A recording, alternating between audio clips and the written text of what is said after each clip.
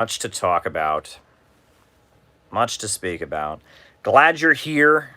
It's important that we are able to connect with each other as a community. I really value the ability to get on here and interact with all of you and have these late night conversations. Taking a drink of water. Folks, be sure to hit the like button. Be sure to hit the subscribe button. Be sure to hit the notifications bell. A lot to talk about tonight. Many things happening in the news, as I'm sure you are all aware of. So be sure to hit the like button. Be sure to hit the subscribe button. Be sure to hit the notifications bell. I know people are not getting the notifications, so be sure to hit the notifications bell. And be sure to share this on Reddit, Facebook, etc. Make this a bigger conversation. The more people that are here, the more important and impactful these conversations are. I'm going to do my opening remarks, then we'll do the roll call, and then from there we will do the super chat questions. So let me just jump into it. Folks, it should be very obvious at this moment that the leaders of this country, the Democrats and the Republicans, the two major political parties, the political establishment of this country, and the big banks and corporations and wealthy multinational interests that control them, it should be very apparent that they hate this country. They hate this country. At a time when we are having a pandemic, millions of people are out of work. Millions of people are worried about paying their bills. At a time like this, when the power grid of Texas just failed, millions were left in the cold. At a time when people don't have access to running water throughout this country because of infrastructure crumbling in the face of cold weather. At a time like this, when the country is in a huge crisis, in a moment like this, the leaders of this country have decided that now is the time not to swing into action, to hire the unemployed, to rebuild the country's infrastructure, not to swing into action to get food into the stomachs of hungry children, not to swing into action to do what is right. Oh no. Now is the time to swing into action to be Al-Qaeda's air force in Syria. Now is the time to focus on working to overthrow the Syrian government. Don't tell me that the United States government is working on behalf of the fat labor aristocrats and we're all a bunch of Euro settlers and this is... No. The leaders of the United States, the big billionaires and bankers that run this country, and the Democrats and the Republicans who work for them hate this country. They hate America's working families. They hate the people throughout this country that are struggling to pay their bills, that have their electricity out in Texas, that have their water, their pipes exploding, that are worried about how their children are going to eat. They hate this country. They don't care one bit about us. The fact that they would take this moment when we're in a national crisis, and this is the moment that they decide they're going to bomb and attack Syria. They're going to take us to an escalation, possibly leading to a third world war. Now is the time they're going to do that. They're not going to try to feed the hungry children. They're not going to try to repair the power grid. They're not going to try to provide relief to the unemployed. Now is the time to escalate against Syria. This is downright despicable. I got a few super chats I need to write down. 1 second.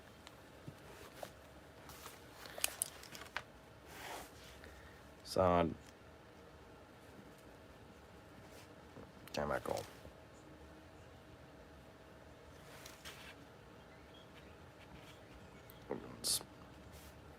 Teddy. It's downright despicable what Joe Biden is doing in Syria right now. We understand that the United States took military action in Syria against people it refers to as Iranian proxies or Iran-backed militias. That is their argument. They say that these militias in Syria are backed by Iran, so therefore the United States is justified in attacking them. Well, folks, Iran is a sovereign country.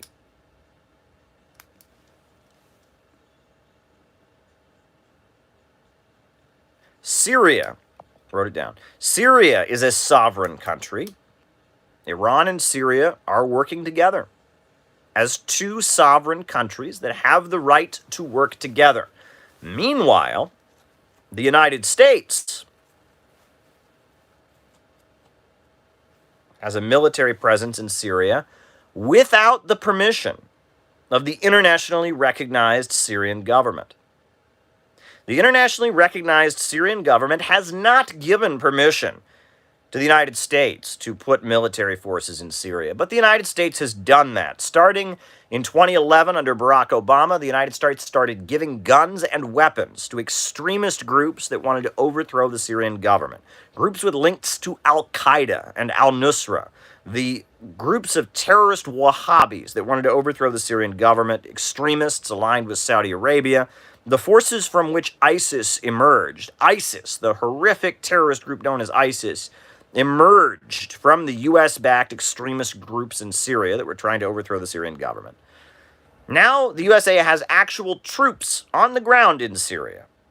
At no point has the Syrian government ever given 1 ounce of permission to the United States to send its forces to Syria. The United States is in Syria illegally, in violation of international law, in violation of Syria's territorial integrity, in violation of the UN Charter, in violation of so many basic principles of self-determination. Al-Qaeda. Roll.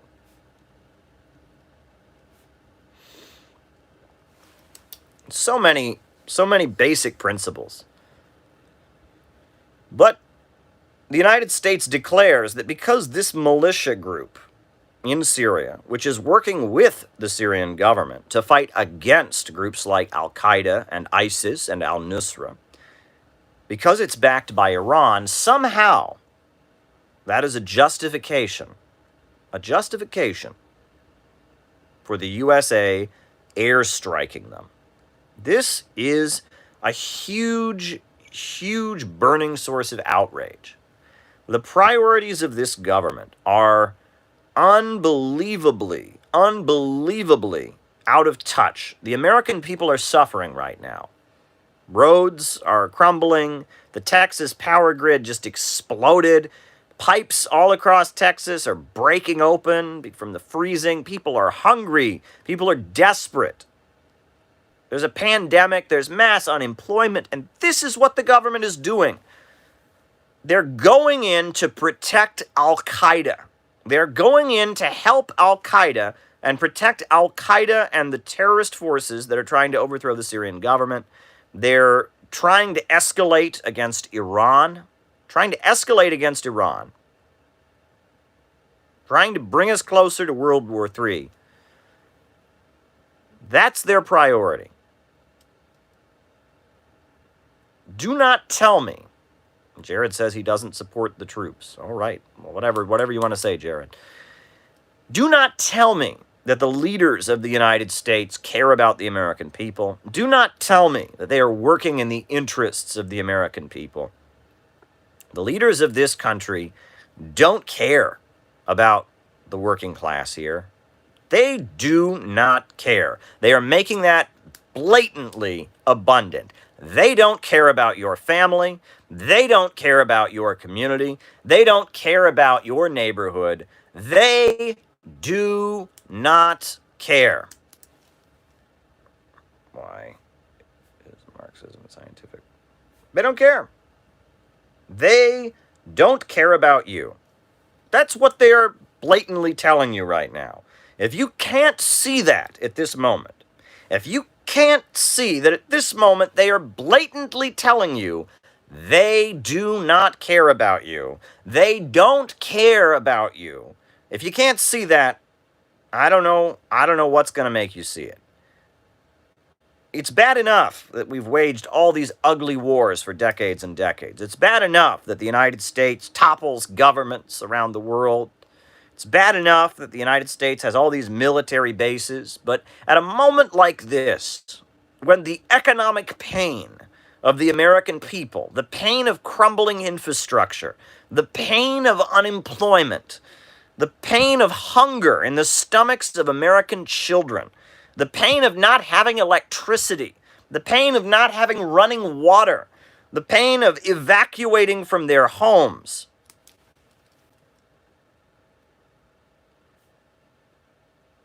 At a moment when the pain of the American people is so intense, when we're in a national crisis, that at this moment they would make the decision to escalate with Iran, to bring us closer to the danger of a new world war, to attack Syria and help al-Qaeda and ISIS. The fact that they would do this at this moment is a blatant expression of the fact that they don't care about us, the leaders of this government, and the billionaires and bankers who finance them and force them down our throats. They don't care about us. They hate this country. They hate America's working families. They are working in the service of huge multinational corporations. They are working in the service of huge international banking institutions. They are working in the service of billionaires and monopolists, and they do not care about this country. They do not care about the working class. And that should be obvious. It should be obvious. And those of us who do love this country, and those of us who do love the working class, those of us who say that the lives of American people, the electricity working in the United States of America, food in the stomachs of hungry American children, infrastructure, running water, that these things should come before bombing and killing people to help al-Qaeda in Syria. Those of us who say that, we are the true patriots. We're the true patriots. We're the people that really speak for America's working families. Poll after poll after poll in this country shows the American people are tired of war. This isn't 2002, 2003, where the American people were shocked by 9/11 and brainwashed by mainstream media and wanted war. The times have changed. The American people don't want this war. They don't want there to be a military presence in Syria or Iraq or Libya or Somalia. The people of this country overwhelmingly do not want a new war. The military doesn't want this war. Rank and file soldiers overwhelmingly have donated to anti-war candidates, be they libertarian or left-wing or whatnot. In fact, one of the main anti-war voices in the last electoral cycle was an active duty soldier herself, Tulsi Gabbard. The American people don't want this war. Right now, the American people are suffering. People haven't even gotten their stimulus checks yet. The stimulus, the bonus, supposed to aid American people and the American working families during this pandemic, hasn't materialized. But yet, they have decided now is the time to escalate with Syria. Now is the time to escalate with Iran. Now is the time to drag us closer to World War III. And you say, oh, Caleb, that's crazy. What do you mean World War III? We're just attacking some militias in Syria. What's going on there? Folks, Iran is aligned with China and Russia.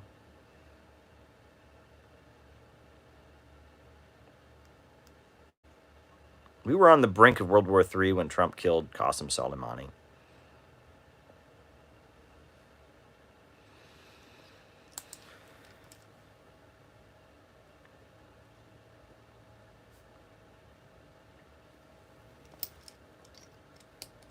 Folks, they are endangering the lives not just of American working families, not just of American soldiers, not just of the Syrians, not just of Iranians, not just of Iraqis. They are endangering the lives of the entire human race. A war with Russia, war with China, that's not a war that we're going to be able to, sit back and watch on TV like the Gulf War. That's not the U.S. invasion of Panama in 1991. They're escalating us, putting us in danger of a new world war.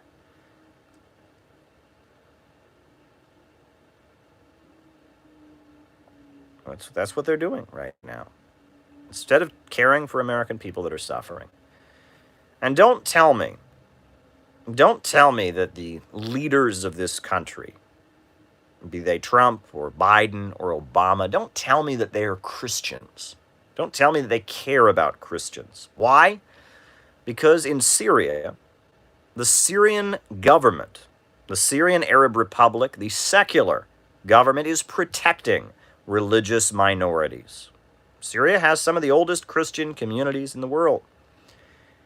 And it is the open, stated goal of many of the Wahhabi terrorists backed by the United States who want to overthrow the Syrian government. It is their stated goal to establish an Islamic caliphate and outlaw Christianity and drive the Christians out of the country, to expel them. Meanwhile, the Syrian government protects Christians. There are Christian militias. There are Christian militias backed by the Syrian government protecting churches. The Iranian-backed militias that were attacked today are groups that protect Christians in Iraq and in Syria routinely. Folks, I've been to Iran. I went to church on Sunday morning in Iran. I went to an Armenian Christian church in the center of Tehran. No one spit on me. It was a lovely service. Women didn't even have to wear their headscarves inside of the church. They had communion wine, even though alcohol is illegal in Iran. It's permitted to have communion wine. Couldn't do that in Saudi Arabia. Saudi Arabia, there is no Christianity. No Christianity allowed. And even Shia Muslims are harassed and prevented from having routine religious services and treated as second-class citizens. But in Saudi Arabia, don't even try to be a Christian. Don't even think about it. So don't tell me that Trump cares about Christians, that Biden cares about Christians. Jesus Christ said, "Blessed are the peacemakers," while these imperialists and monopolists are edging us closer to World War III. Jesus Christ drove the money changers out of the temple. Meanwhile, these billionaires and bankers, these so-called Democrats and Republicans, have turned the American government into a temple to worship money changers and to worship bankers and corporations as the American people suffer and starve and freeze in the cold and go without running water. They take us into a new war. They escalate. This is unacceptable. Unacceptable. And nothing's changed. Obama campaigned on a platform. He was not going to be like Bush. He was going to be a peace president. It was going to be a great reset with the Muslim world. He was going to bring peace. And under Obama, we saw the Arab Spring. We saw color revolutions staged in country after country after country. We saw the destruction of Libya. We saw the Syrian civil war. We saw drone strike murder programs. That was Obama. And then Trump came in, and Trump said, "I'm going to put America first. I'm going to put America first. We're done toppling regimes, folks. We're done toppling regimes. I'm going to put America first. I'm going to put America first. I'm going to make America great again. I'm going to put America first." And what did he do? Not only did he directly attack the Syrian Arab Republic, directly attack the Syrian military, Thank you, Eduardo. But then he ripped up the Iran nuclear deal. He murdered Qasem Soleimani. He sent U.S. troops to Syria. He expanded the presence of U.S. troops in Syria. It started with Obama.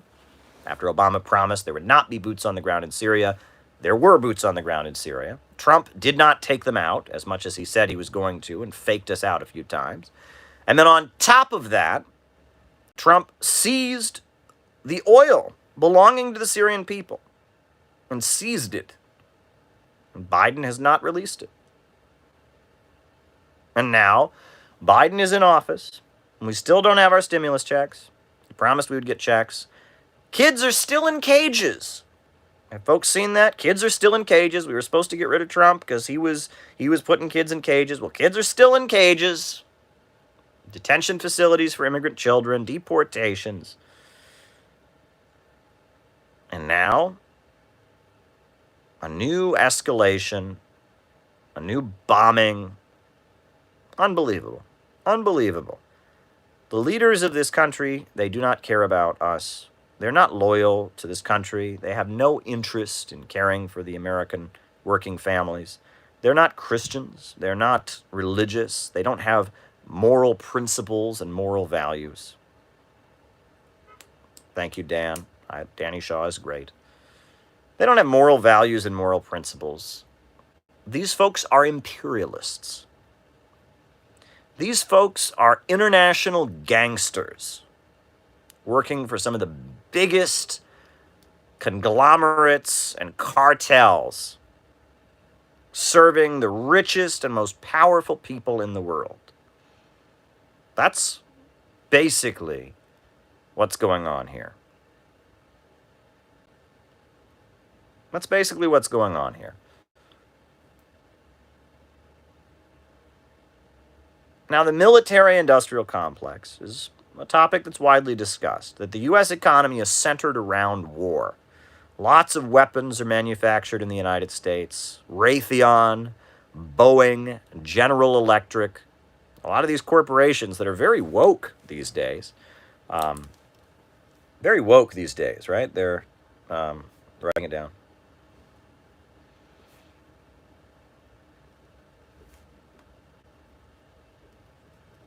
Very woke, right?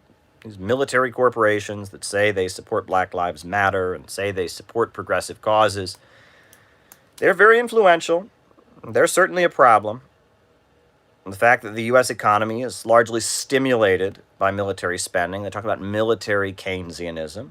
The fact that the way the capitalist economy continues to grind ahead is because the U.S. government spends billions of dollars on weapons and bombs and tanks and means of destruction, mechanisms of destruction. That's a problem. But it is not the essence of the problem. You know, the military-industrial complex is a fact. It is a reality, and it's something we should talk about. But sometimes if you just talk about the military-industrial complex, you kind of miss the point, right? Think about the mafia. Think about the mafia. Now imagine that the mafia don has a hitman. And that hitman only gets paid if he kills people. So he's constantly going to the don. Can I kill this guy? Can I kill this guy? And he's lobbying the don to kill people. Well, that's obviously bad. It's going to lead to a situation where people die. That don, is going to be constantly getting lobbied by the hitman to kill people, because that hitman only gets paid if he kills people and he wants some work. But that in essence does not get to the problem. The mafia is still the mafia. The mafia is still the mafia. Right? If the hitman is desperate for work and lobbying the don to have more people whacked constantly, or if the don decides to use more strategic measures and decides not to be offing people as much because it's bad for business and it's not good for his image, it's still a mafia institution. It's still a mafia institution, right? And that the military-industrial complex is an aspect of capitalism and imperialism. It's an aspect. It's an aspect of it. But it is not the essence of it. It is not the essence of it. The essence is that international capitalism functions. It functions like a global criminal cartel. You know, the way a lot of criminal organizations operate is they have an area that's their turf. It's their corner. If you want to sell drugs in this area, you got to get through me. This is my corner. This is my turf. I sell drugs in this neighborhood. I do prostitution in this neighborhood. Right? I do human trafficking in this neighborhood. Right? If you want to do criminal activity in this area, you got to do it through me. You want to sell drugs in this neighborhood, you got to get a protection. You got to pay me some protection money. This is my turf. That's the way a criminal organization operates. That's the way the mafia and organized crime operates. And basically,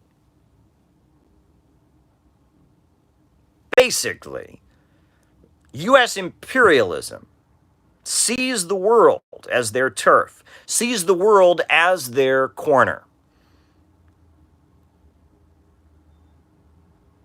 The Romans said all roads lead to Rome.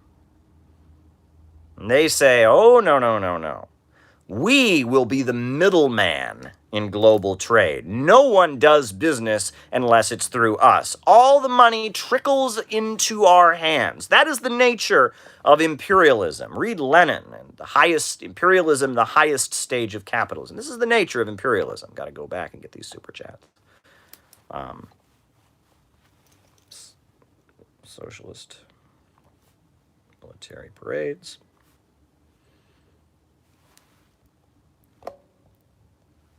Your bedtime story, Teresa. I hope you enjoy it. It's a scary one. Revolution in India.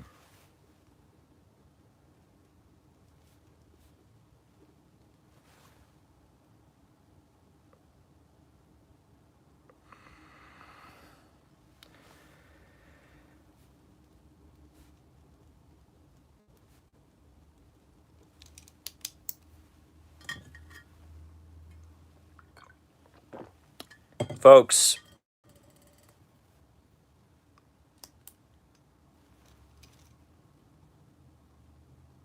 on hoods and slums. Folks,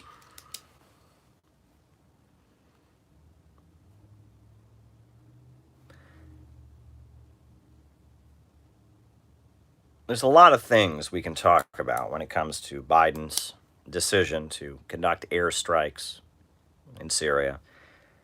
One disturbing thing, this disturbs me, this was on Twitter. Darren J Beatty, who is actually a member of Biden's administration. He's part of the Biden administration Commission for Preserving American Heritage Abroad. I wonder what that is. The Biden administration Commission for Preserving American Heritage Abroad. Former White House staffer Darren J Beatty decided to tweet out that Assad, the president of the Syrian Arab Republic, is transphobic. Right? That Assad, there's a clip of the Syrian president, being critical of transgender stuff. So that makes this, basically his argument, he doesn't say it directly, but basically Darren's argument is that because Bashar Assad, the Syrian president, is transphobic, this bombing is justified. Now, people are tweeting back at me and saying, well, he opposes the bombing. I don't see any tweets opposing the bombing, but I do see tweets asking about Assad being, quote-unquote, transphobic. This is the argument, right? That Bashar Assad, because the Syrian president is transphobic, it's okay to bomb Syria. Now, what do you think the political positions of Al-Qaeda and ISIS and the groups trying to overthrow the Syrian government are? What do you think their position is when it comes to LGBT issues? Now, what's the position of the Kingdom of Saudi Arabia, who the United States is arming and protecting? What is their position? What is their position on LGBT issues. I mean, this is shocking to me. Shocking to me that at a time when Syria is being bombed and destroyed, it's supposed to be justified. It's supposed to be justified based on, oh, well, they're not woke enough. Seriously. Seriously. That is the logic here. But somehow it's justified because they're not woke enough. Now, someone's telling me he tweeted back at me. What did he say? What did he say back at me? What did Mr. What's his name say? I'm not on Twitter right now. I'll be curious to see what he tweeted back at me. Did he say he opposes the bombing? Did he double down? What did the intersectional imperialist, Mr. Darren J Beatty, tweet back at me? Can someone pull it up in the chat? I'd be curious to see what he said. But he didn't say anything. He just retweeted you. Oh, okay. That's bizarre because my tweet was certainly criticizing him. But there you go. There you go. That's bizarre, but whatever. I mean, it's shocking to me, right? It's really shocking to me. But this is what I got into in my book on Kamala Harris. Right? There is a faction. There is a faction within the American government that you can really call them I don't know what you want to call them. I refer to the Hillary Clinton State Department. I refer to Silicon Valley. I refer to George Soros. I refer to Jared Andrew Cohen. I refer to Anne Marie Slaughter. Thank you for the super chat, Zeke. There's a faction within the American deep state that is committed to fomenting a global revolution, unleashing chaos and destruction to secure the rule of American corporations. And there are people in the military who are disgusted by this faction.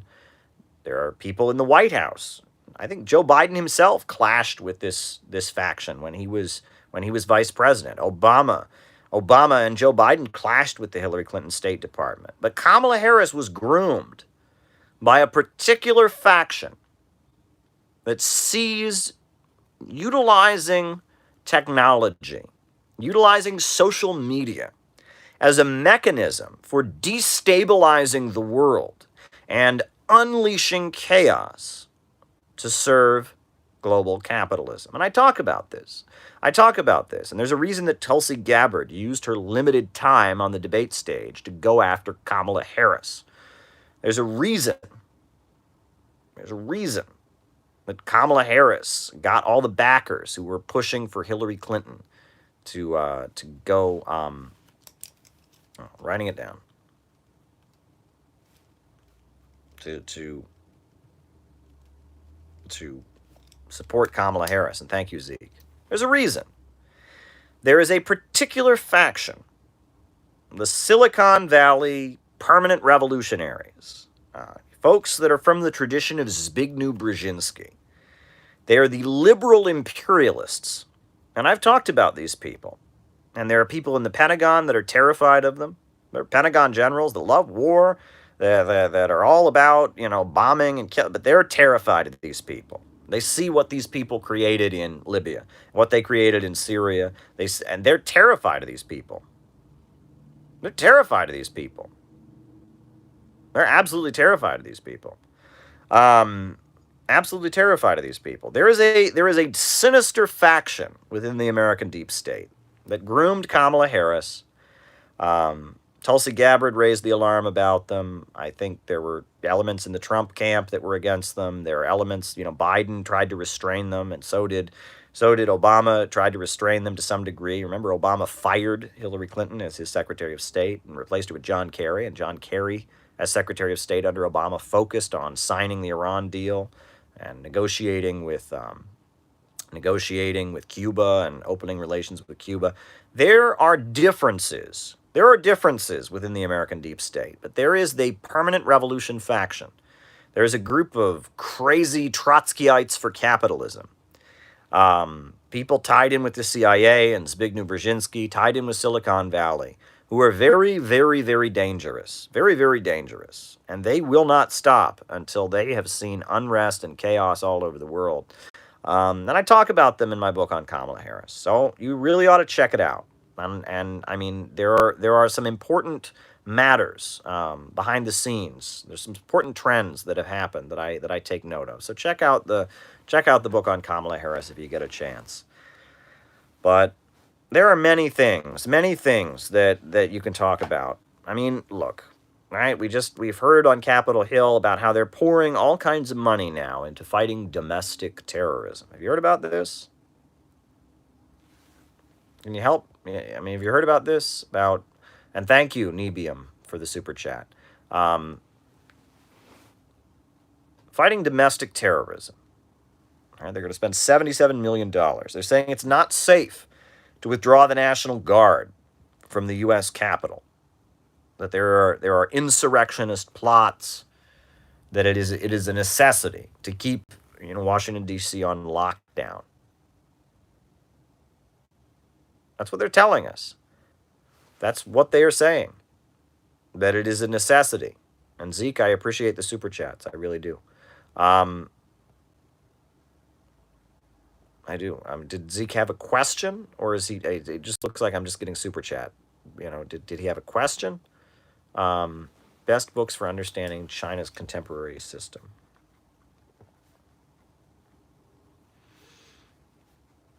All right.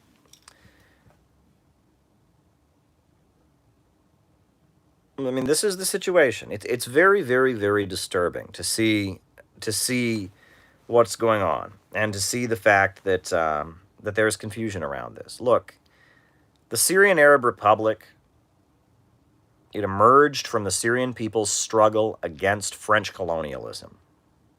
Baathism, Baathism is an interesting movement. In Syria, the Syrian people were colonized by the French, and they resisted that colonization. And among the Syrians, there was a man by the name of Michel Aflaq. Okay. Michel Aflaq. Michel Aflaq, he was in the Communist Party of Syria. He was from a Christian family, but he was in the Communist Party. But during the Second World War, the Communist Party of Syria said that the Syrians should stop resisting French colonialism. Michel Aflaq did not think that was correct. He didn't think it was right to tell the Syrian people to stop resisting the French. So he broke away and he formed his own party, the Baathist Arab Socialist Party. Baath is an Arabic word that means renaissance or rebirth.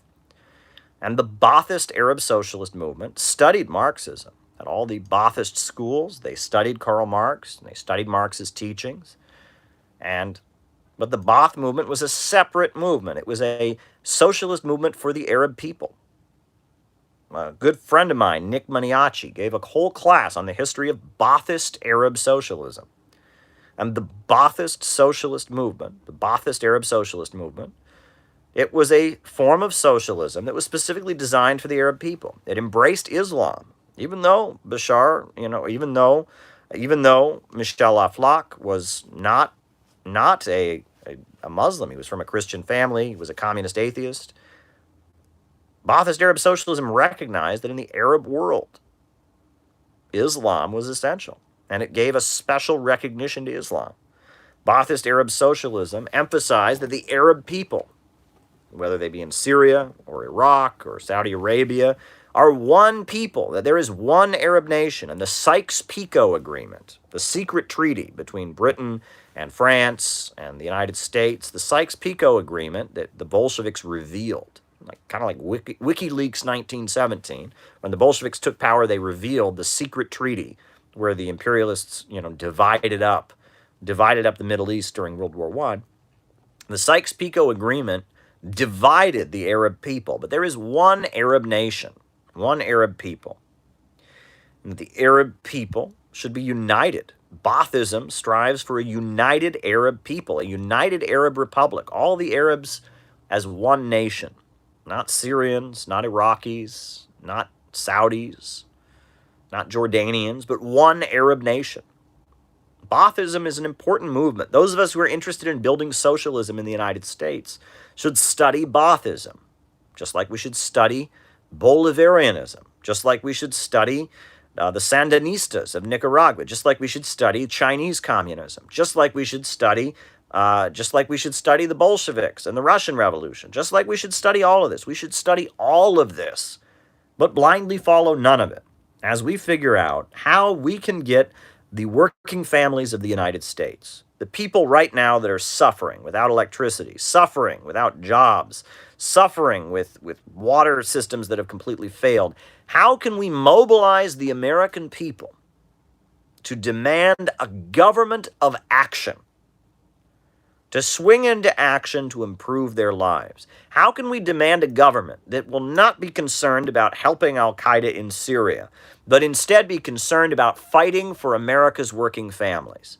How can we demand a government that would work in the interests of the American people, a real government of action that would take swift, dramatic action to put an end to the crisis and put the needs of American working people first? A government of action. How can we demand a government of action that would fight for working families? How can we figure this out? That is the task of socialists. How can we get the working class of America to stop blaming immigrants for their problems, to stop supporting police brutality, to stop saying that the problem is people who get social assistance or people on welfare. The problem is Middle Eastern Muslims. The problem is, now how do we get the working class of the United States, black and white, Latino, Arab, Asian, how do we get them to come together and realize that their enemy is not in China, their enemy is not in Iran, their enemy is not in Russia or Venezuela, their enemy is on Wall Street, their enemy is in London, their enemy is the huge multinational banking corporations and big international monopolies, the oil bankers, the huge manufacturers, the Silicon Valley fascists. Their enemy is the ruling class, the capitalist class, the international capitalist imperialist elite that is driving living standards down. And that what we need is, we don't need libertarianism. We don't need privatizations. We don't need a war on labor unions. We don't need cutbacks in government spending. Oh no, we need popular power. We need a government of action that would fight for working families. How do we get Americans to understand this? That is the task that we should be wrangling with. You can disagree with me about how to do it. I have some ideas. I could be wrong. I'd like to, see if I'm wrong or right by putting my ideas into practice. But we ought to figure this out. You're a socialist. It's not enough to sit on Twitter. It's not enough to sit on Twitter and argue with some other Twitter account about Trotsky. It's not enough to get on Twitter and tweet out, gulag memes. Not enough. Not enough, folks. We have a job to do. We have a job to do. If you can't see right now that the American government doesn't give a rat's ass about the working families of this country, your eyes are closed. Your eyes are closed. The government of the United States, at this moment when people are suffering, is bombing Syria. They decided, you know what? Hey, everything's going wrong. We got the Capitol on lockdown, and there's a big fence around the Capitol, and Texas's power grid blew up, and there's millions unemployed. Why don't we just try to see if we can start World War III with Russia and China, right? Why don't we just escalate with Iran again, right? I mean, it's not like there's anything else we could be doing. I mean, who cares if Americans get their checks? Who cares if Americans' power is? I mean, this is what they're saying. They are saying, we don't give a rat's ass about you. That is what they are saying. That is what they're saying. They're blatantly telling the American people, we do not care about you. We do not, you are not on our agenda. That is what they are saying to the American people. Hey, all of you who voted for us, go screw yourselves. That's what Joe Biden did. All the people who voted for Joe Biden said all the problems were because of Trump. Remember that? Trump mishandled the pandemic. Trump, is, putting kids in cages. Trump is erratic in his foreign policy. It's all Trump. All Trump. So all these people voted for Biden because they believed that Biden was going to fix things up. Biden hasn't fixed things up, and now Biden is continuing the policies of Donald Trump. And all the people who voted for him, Joe Biden is giving them his middle finger. And he's saying, ha! And it's frustrating. It's hugely frustrating. If you are not angry about this, it is your duty. You need to tell your coworkers about this. You need to tell your classmates about this. You need to tell your family members about this. You need to scream this from the heavens. They don't care about us. I've often made this analogy before, but it bears repeating. If a parent is not clothing their child, and their child goes to school without proper clothing, that parent can be arrested. If a parent is not feeding their child, and their child is hungry and other people notice, that parent can be arrested. Why? Why is that parent arrested? What is the charge? The charge is criminal neglect. Criminal neglect. Well, right now, I charge the American government with criminal neglect. With criminal neglect. If your kids don't have food and you're going out and partying and drinking, you're getting arrested.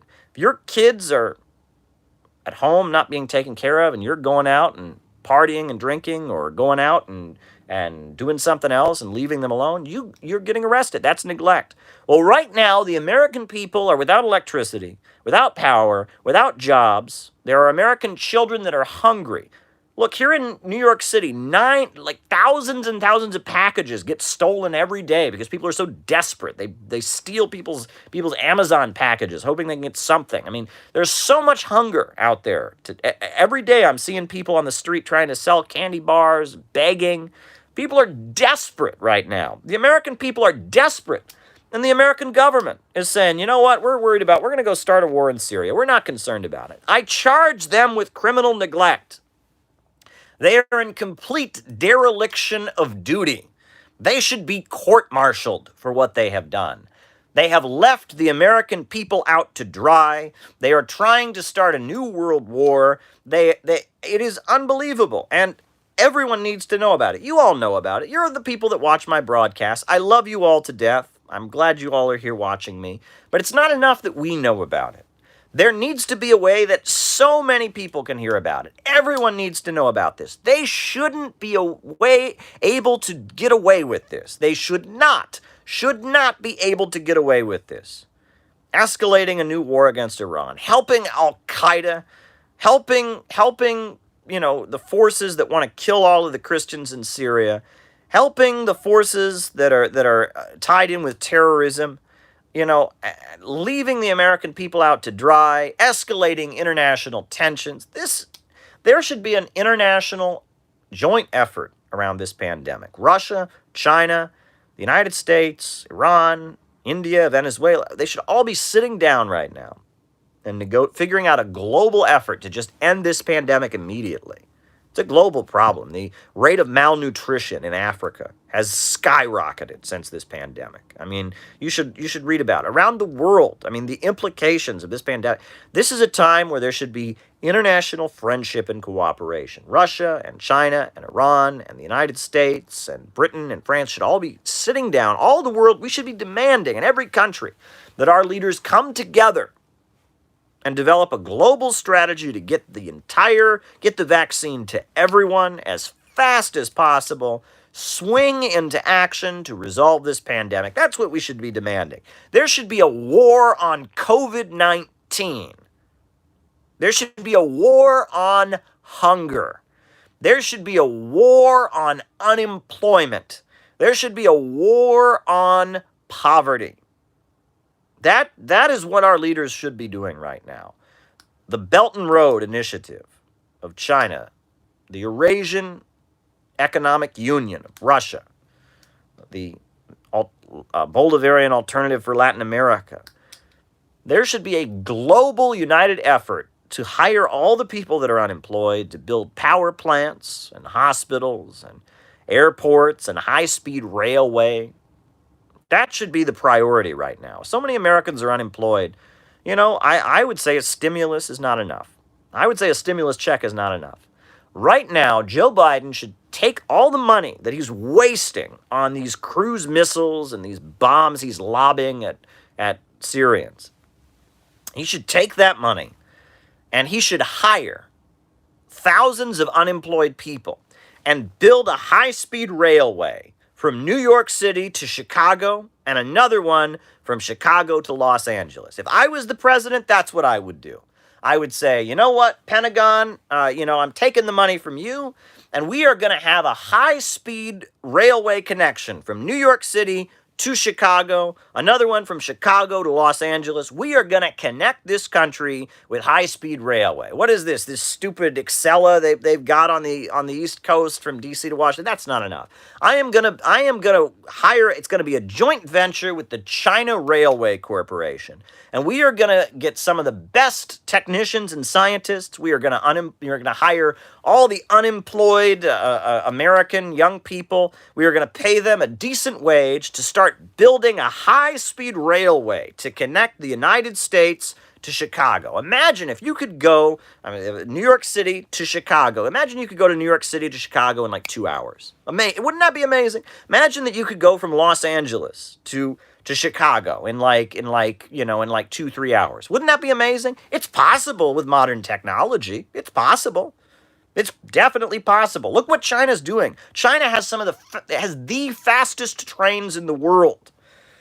It's definitely possible. But instead, the priority of our government right now is tearing down and bombing countries. Imagine the possibilities right now. Not just high-speed railway. What if we started actively bringing high-speed internet to every corner of this country? How many parts of this country are cell phone dead zones? You're driving down the highway, and all of a sudden your cell phone doesn't work. What if every corner of this country had accessible high-speed internet? Think about how amazing that would be. Imagine that all the power plants in this country that are falling apart were replaced, were fixed up. So something like what happened in Texas this week never happens again. Never. Imagine that situation. We decided we were going to build new nuclear power plants all over this country, right? No more of this coal, right? New nuclear power plants. We got up there and we said, you know what? We are going to use the resources of this country to build nuclear power plants all over this country. No more coal and burning coal. We're going to build some nuclear facilities all over this country. We're going to light up this country with nuclear power so that what happens in Texas never happens again. No matter how cold it gets, those nuclear reactors keep going. Imagine that we did that. Imagine that we did that. Think about how different things can be. Folks, we need a government of action that will fight for working families. There needs to be a war on decaying infrastructure. There needs to be a war on poverty. And there needs to be friendship with Iran, friendship with Syria, friendship with Russia, friendship with China, friendship with Venezuela, friendship with Nicaragua, friendship with Cuba, friendship with Vietnam. No more. This is the completely wrong approach. We are all in this together. All of humanity is in this together. The pandemic has shown that the health of one is the health of all. The health of one is the health of all. We should be guaranteeing health care as a human right now. Medicare for all. It's so obvious that the health of one is the health of all. That the community is in this together. This notion, sink or swim, you're on your own when it comes to healthcare, not going to work. There needs to be a military-style mobilization to save America from the greed of capitalism. We need a government of action that can do something like this. This is what we need. And what Biden is doing, escalating with Iran, illegally meddling in Syria's affairs. Syria is a sovereign country. So is Iran. If Iran and Syria want to do business with each other, if they want to have military operations to fight terrorists within their own borders, they have the right to do that. There is no way what Joe Biden is doing is justifiable under international law. Israel might want it because Israel doesn't like Iran. Doesn't matter. Doesn't matter.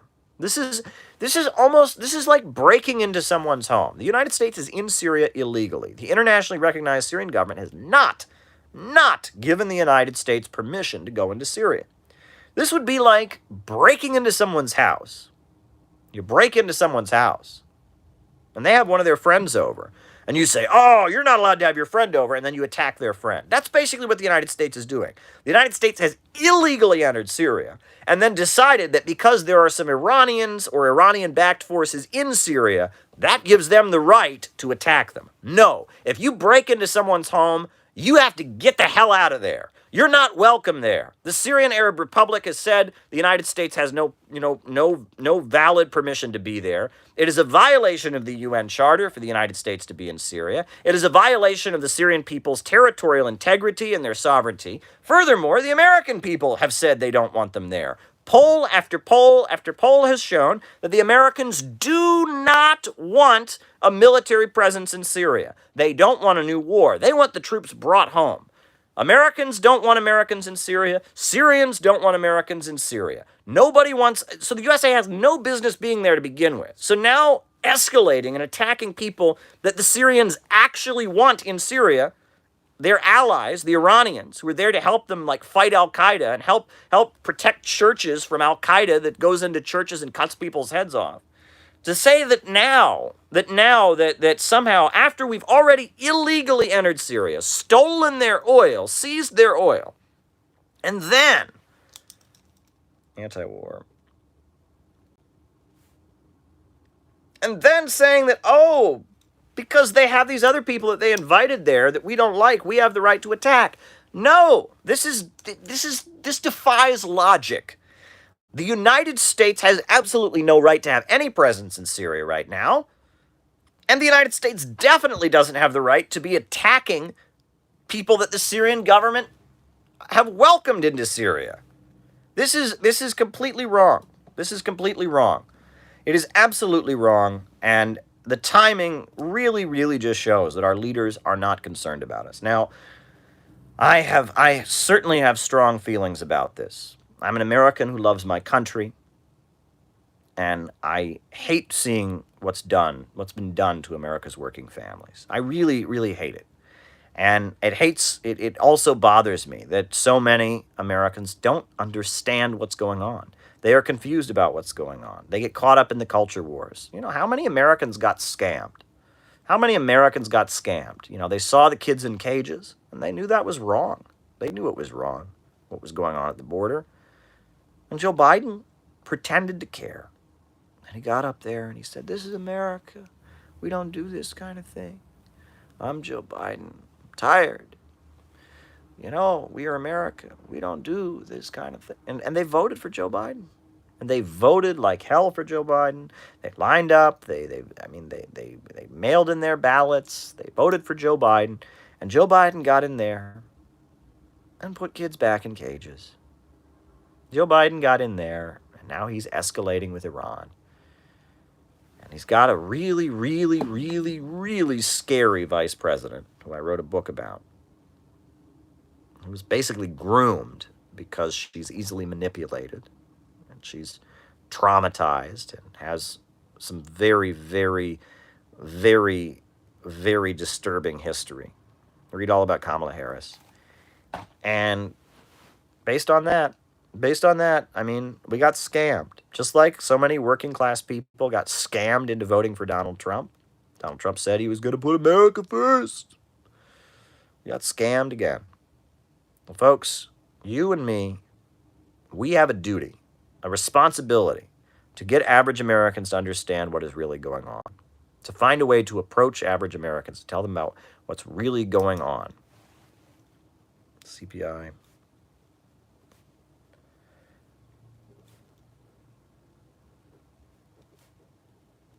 We have a responsibility. We can't expect anybody else to do it. You know, you think Vosh is going to do that? You think Vosh is going to tell them? You know, you think Vosh is going to do it?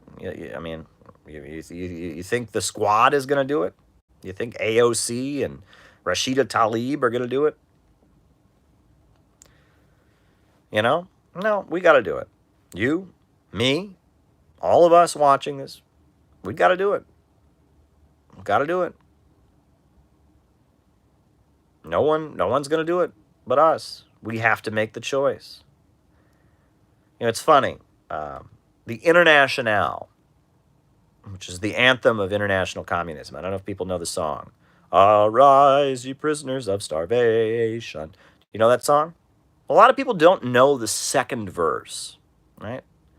The Internationale, it has the second verse, right? We want no condescending saviors to rule us from the judgment hall. We workers ask not for their favors, we must consult for all. To make the thieves give up their booty, to save the spirit from the cell. Each must themselves decide their duty. They must decide and do it well. What does that mean? What does that second verse mean? We want no condescending saviors to rule us from the judgment hall. That's about Biden.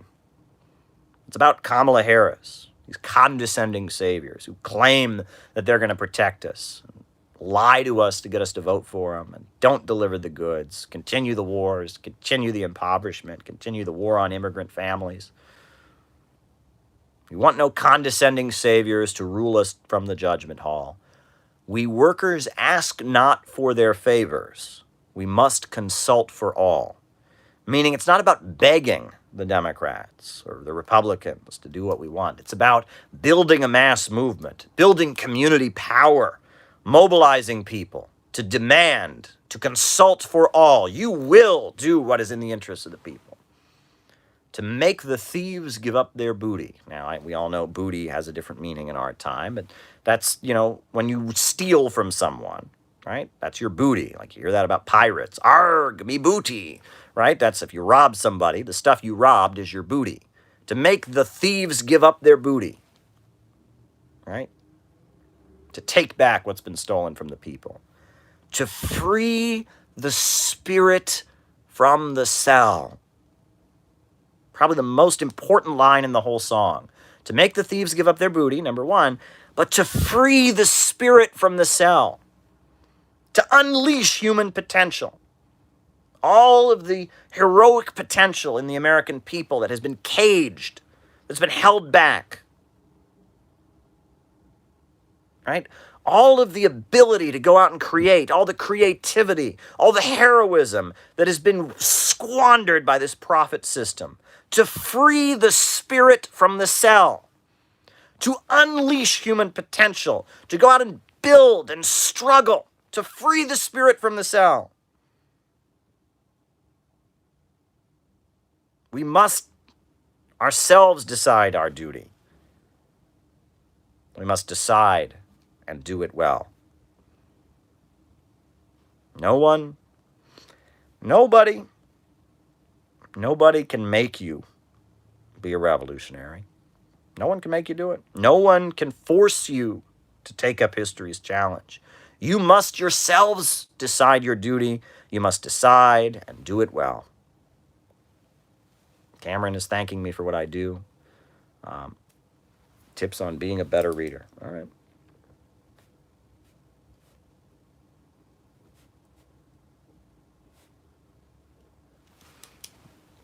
The Internationale, those words are not chosen at random. The lyrics to the Internationale are very important. That second verse of the Internationale is very, very important.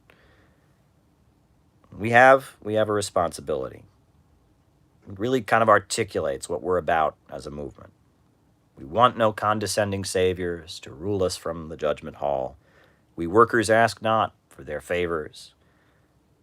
We must consult for all. To make the thieves give up their booty, to free the spirit from the cell. Each must themselves decide their duty. They must decide and do it well. That pretty much sums it up, folks. That's where we're at.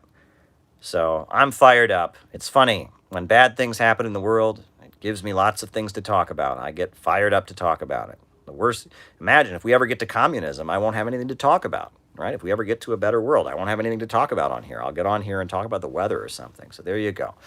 Folks, names and locations. Who's with us tonight? Names and locations. Who's with us? I'll call you out as I see you. Names and locations. Glad to have fun with all of you tonight.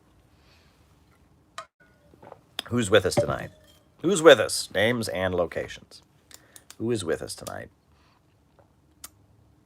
All right. Vallejo, California. Belize. Andrew in New Hampshire. Ankara, Turkey. Pennsylvania. Nassau County, New York. Char Darling, good friend of the program. Very, very good. Mississippi, JT24. Montreal, anarchists in the house. David in China. Gateshead, England, and mad as hell, says William Kane. Very good. Montreal, Chaya. Very good. Jeff, Grand Canyon, Arizona. Joey from McKees Rocks. Very good. Cleveland Pirate Alex. Albany, New York. Youngstown, Ohio. NYC Heavy Dukes. Avant-Garde. Minneapolis. Albany, New York. Australia. Fairhope, Alabama. Madonna in Iran. Bronson, Missouri. Special love to all the people of Iran and their struggle against imperialism. Wisconsin, New York City, Chris Hemphill, Adelaide, Australia, Southeast Connecticut, Macedonia, Dan from Pennsylvania, Benton Harbor, fourth roll call, Cincinnati, Ohio, Jenny Lynn, good friend of the program, Sham, Cleveland Wasteland, Chris, Baldwin Park, California. Pop that shirt off, Caleb. Oh, I think I'm going to keep my shirt on. Yeah, you know, I've always been a shirt on kind of guy.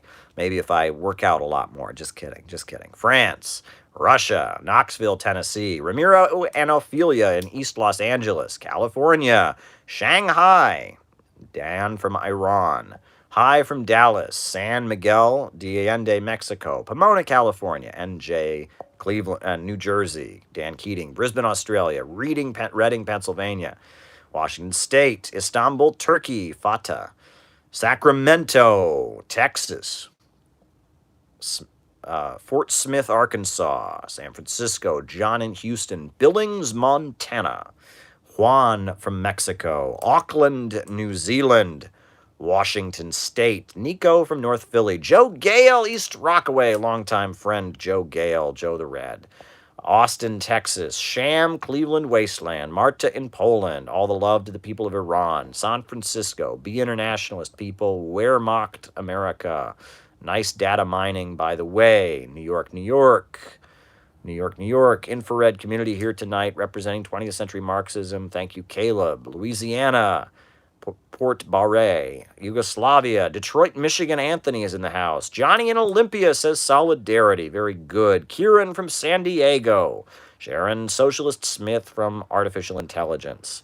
Solidarity from Northern Michigan. Support from Northern California. Donald is calling me the sex symbol of Marxism. Wow, I don't know about that. Los Angeles, West Palm Beach. Travis in West Palm Beach. Azores. Very good. Where else? San Angelo, Solidarity. Very good. San Angelo, Texas. A great group of young people out there that are doing great volunteer work for their community. So proud of the work that they're doing. I can't wait to hear their presentation. They're going to be on the Center for Political Innovation web conference we're having on Saturday. I cannot wait until hear what they have to say. So great. Free Julian Assange, West Palm Beach, California. Save socialism so socialism can save America, says Harold Sullivan. America, but solidarity with my family in Mashad. Very good. Caleb Maupin, says Joey. Infrared. Kendall in San Diego. Okay. Clyde Bank. Very, very good. Very good, folks. I'm so glad to have all of you on here. Few business announcements.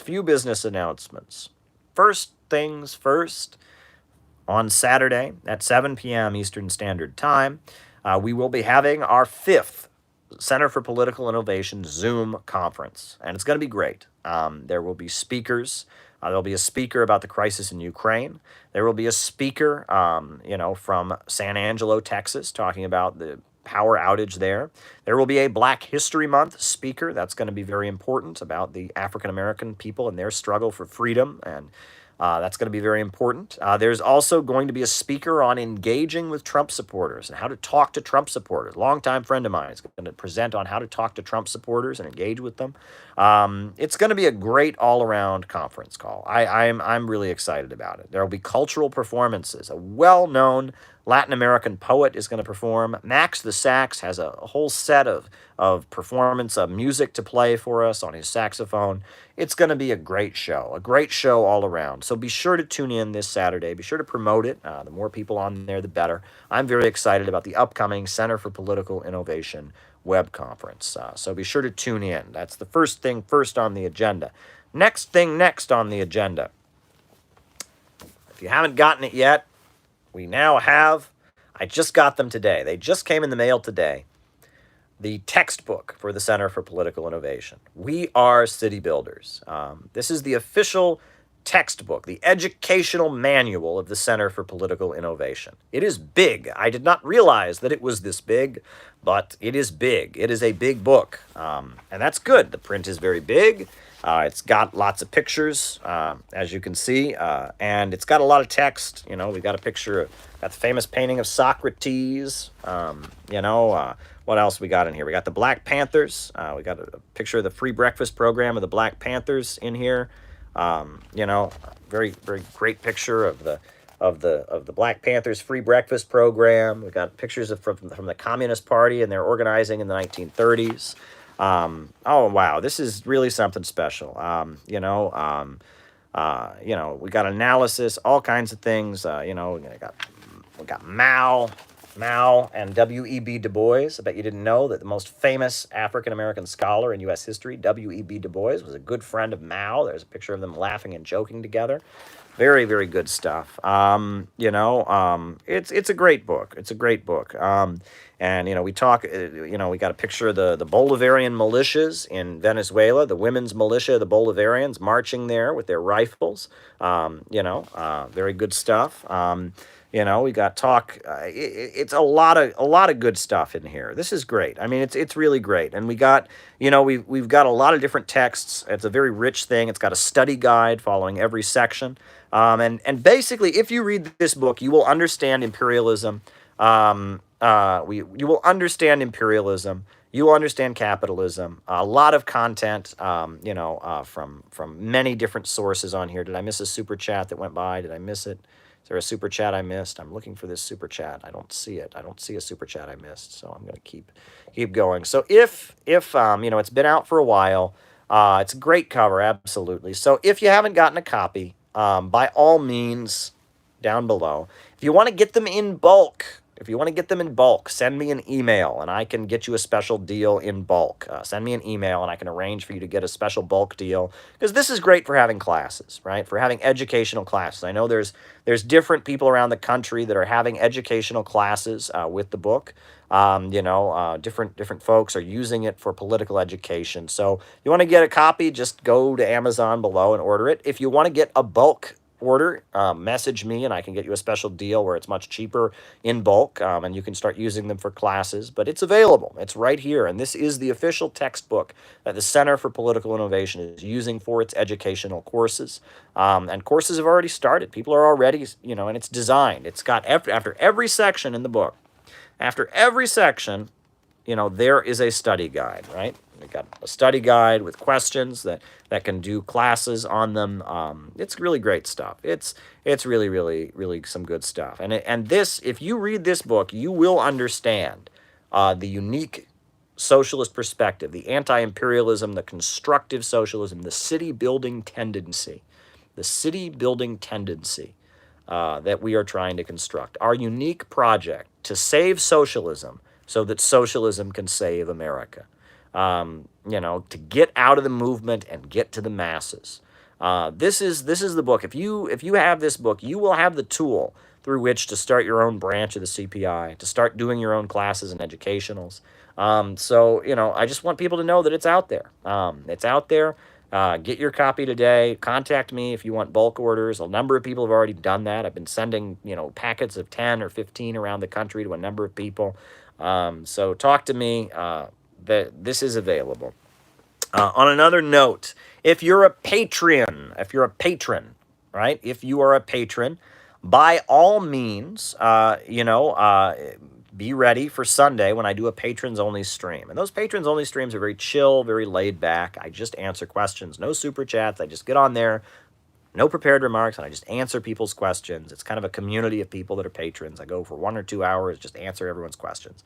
The next one we're going to do is on Sunday evening. So if you are a patron, be sure to keep your eye out for it. And if you want to be included in that, all you have to do is sign up on the patrons page. That's linked down below, and you can be included on it. It's a fun little community. Every patron is getting one of these for free sent to them. They're coming a little bit slower because Amazon's been slow. I just got my copies today. This book's been out for a month, and I just got my copies today. Every patron gets a copy of every book. That's how it works. And that's how we're gonna roll. So yeah, I just wanted to do those community updates. Be sure to tune in this Saturday for the important Zoom conference call web thing that we're gonna be broadcasting here on the channel. Be sure to check out the book. Be sure to sign up for the patron so you can be part of the patrons only stream. And look, folks, we have a job to do. We must decide and do it well. So I have a number of super chats to get through.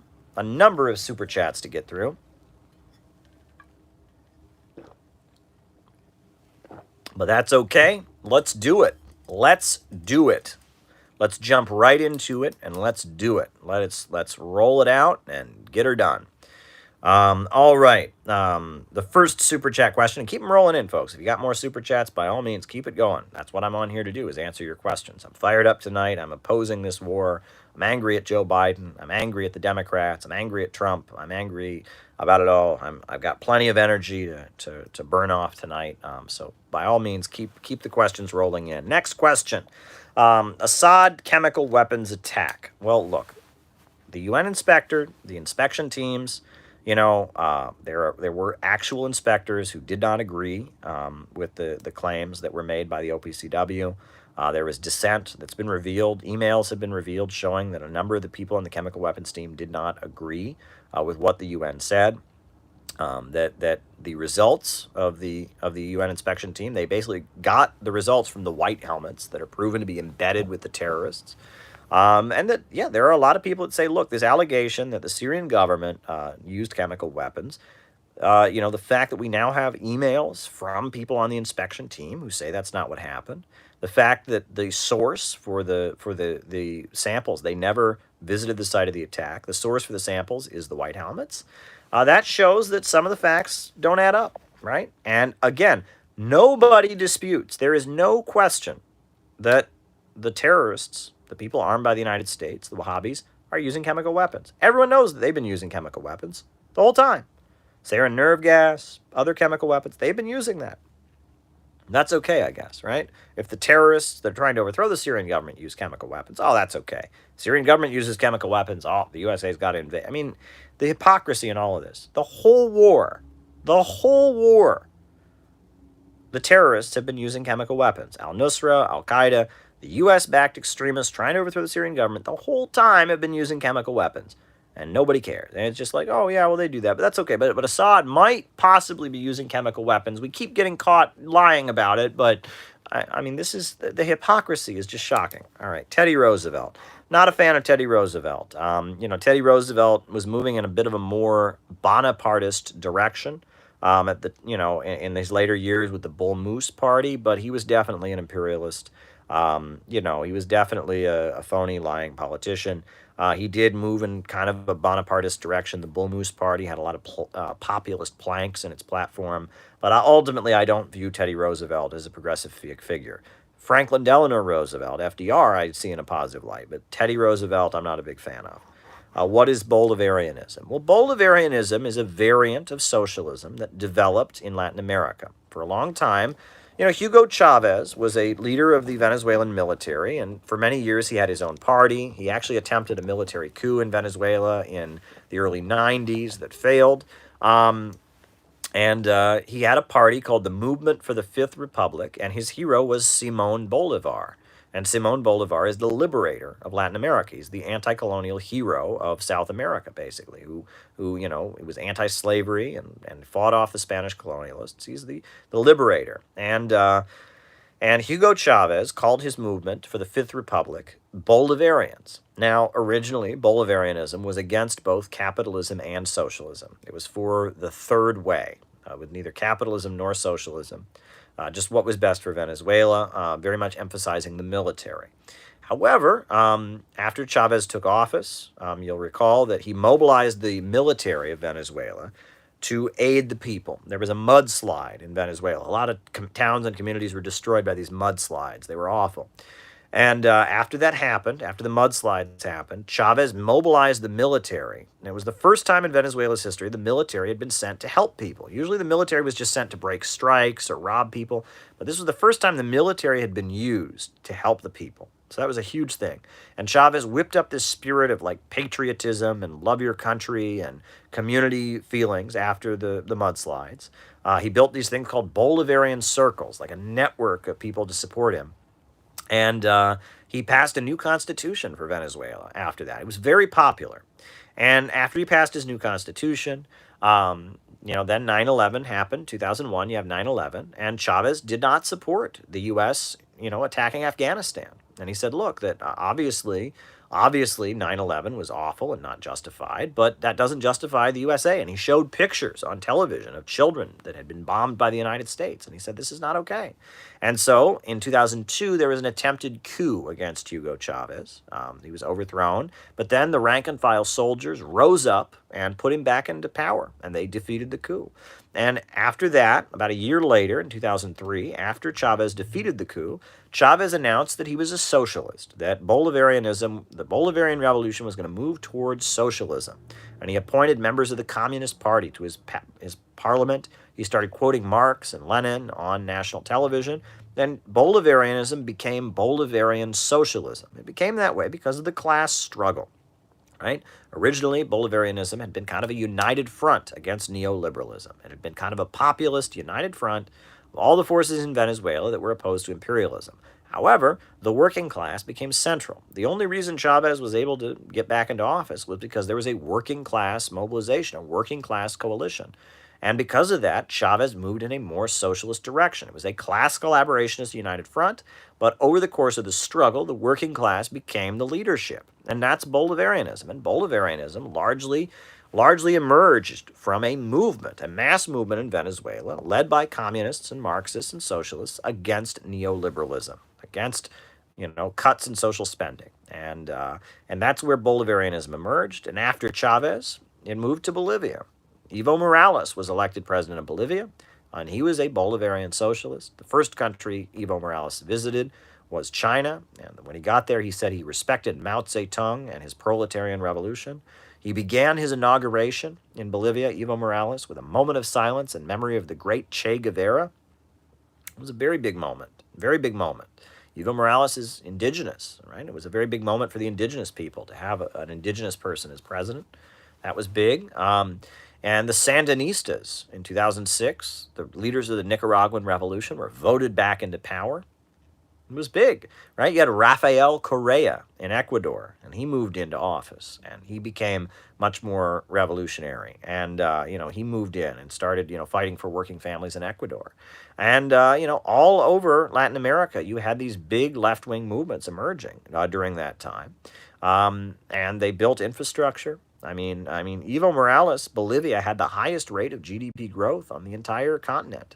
Millions raised out of poverty, huge construction projects. That's Bolivarian socialism. That's what it is. And it's very much inspired by Cuba, very aligned with Cuba, very much inspired by Marxism, and very much, they study Marxism, but they also study, Simón Bolívar and his tradition. It's very inspired by Christianity. All the leaders of the Bolivarian countries are Roman Catholic, right? Hugo Chavez was Roman Catholic. Maduro is Roman Catholic. Evo Morales practiced indigenous religion, but was also Roman Catholic. Correa was Roman Catholic, the leader of Ecuador. So Roman Catholic, he was very opposed to abortion.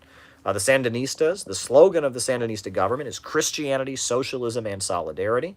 And they have built, all through Nicaragua, they've built trees of life, which are part of kind of an indigenous religious ceremony that the vice president, Rosario Murillo, that she's pushed. So Bolivarianism is a form of socialism for South and Central America, for Latin America. That's what it is, right? Bolivarianism is like Baathism. Baathism was socialism for the Arab world, and Bolivarianism is socialism for Latin America. Mao and Mao Zedong thought is socialism for China, and socialism with Chinese characteristics is an evolution of that. Deng Xiaoping theory and Mao Zedong thought socialism with Chinese characteristics is socialism for China. And we need to develop socialism for the United States. That's what we need to do, right? And, just like Hugo Chavez was an expert on Mao, and an expert on Marx, and an expert on Castro, and an expert on Stalin and Trotsky, and he studied all of that. Just like the Baathists were experts, and they knew all about Bolshevism and Mao. We need to study all this stuff. As a group, we need to get together and study this stuff and understand where it came from and what these countries achieved and what they were good at. But we need to study all of it, but blindly follow none of it, and develop our own model that will work in this country. That's what we need to do. We need to study all of it, learn from all of it, defend all of it, defend the legacy of socialism. Never let the lie that socialism failed everywhere it's ever been tried, it's never worked ever. Never let that lie go. Learn about the real mistakes that were made, learn about the hardships, but learn about the successes, and then figure out how we can develop a socialism that will work in this country, that will address the contradictions of this country. That's what we need to do. So we should study Bolivarianism, just like we study Baathism, just like we study Islamic socialism. We've published the Center for Political Innovation. We've published our own edition of Gaddafi's Green Book. I would be interested in publishing Shia Muslim scholars. I'm very interested in Shia Islam. I've been to Iran and seen what the anti-capitalist revolution of Iran, they call it not capitalism but Islam, what they've accomplished. We need to figure out our own application. That's my thing. And the Bolivarianism is a great example of that. We need to figure out the American version of Bolivarianism, if you want to call it that. Socialism with American characteristics, American rebirth, if you want to. We'll figure out a model, right? I'm saying that to be provocative. There's a lot of criticism of me for talking about socialism with American characteristics. This is simply me being provocative, right? Obviously, we're not going to call it that, because in China, they call it socialism with Chinese characteristics. We're not going to copy China, right?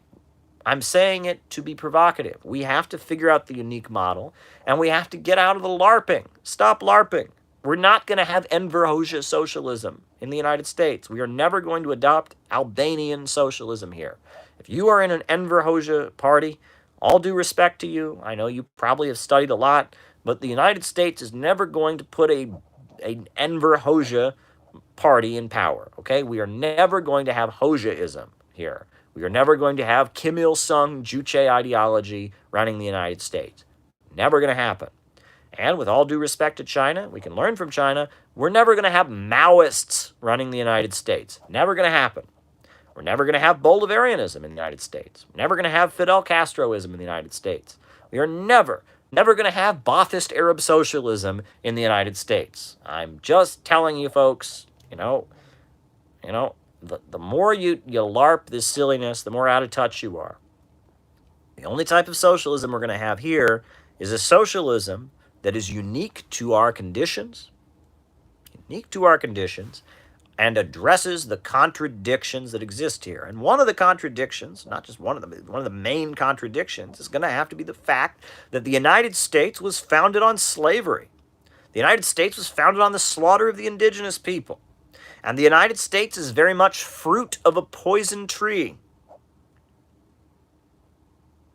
The United States is fruit of a poison tree.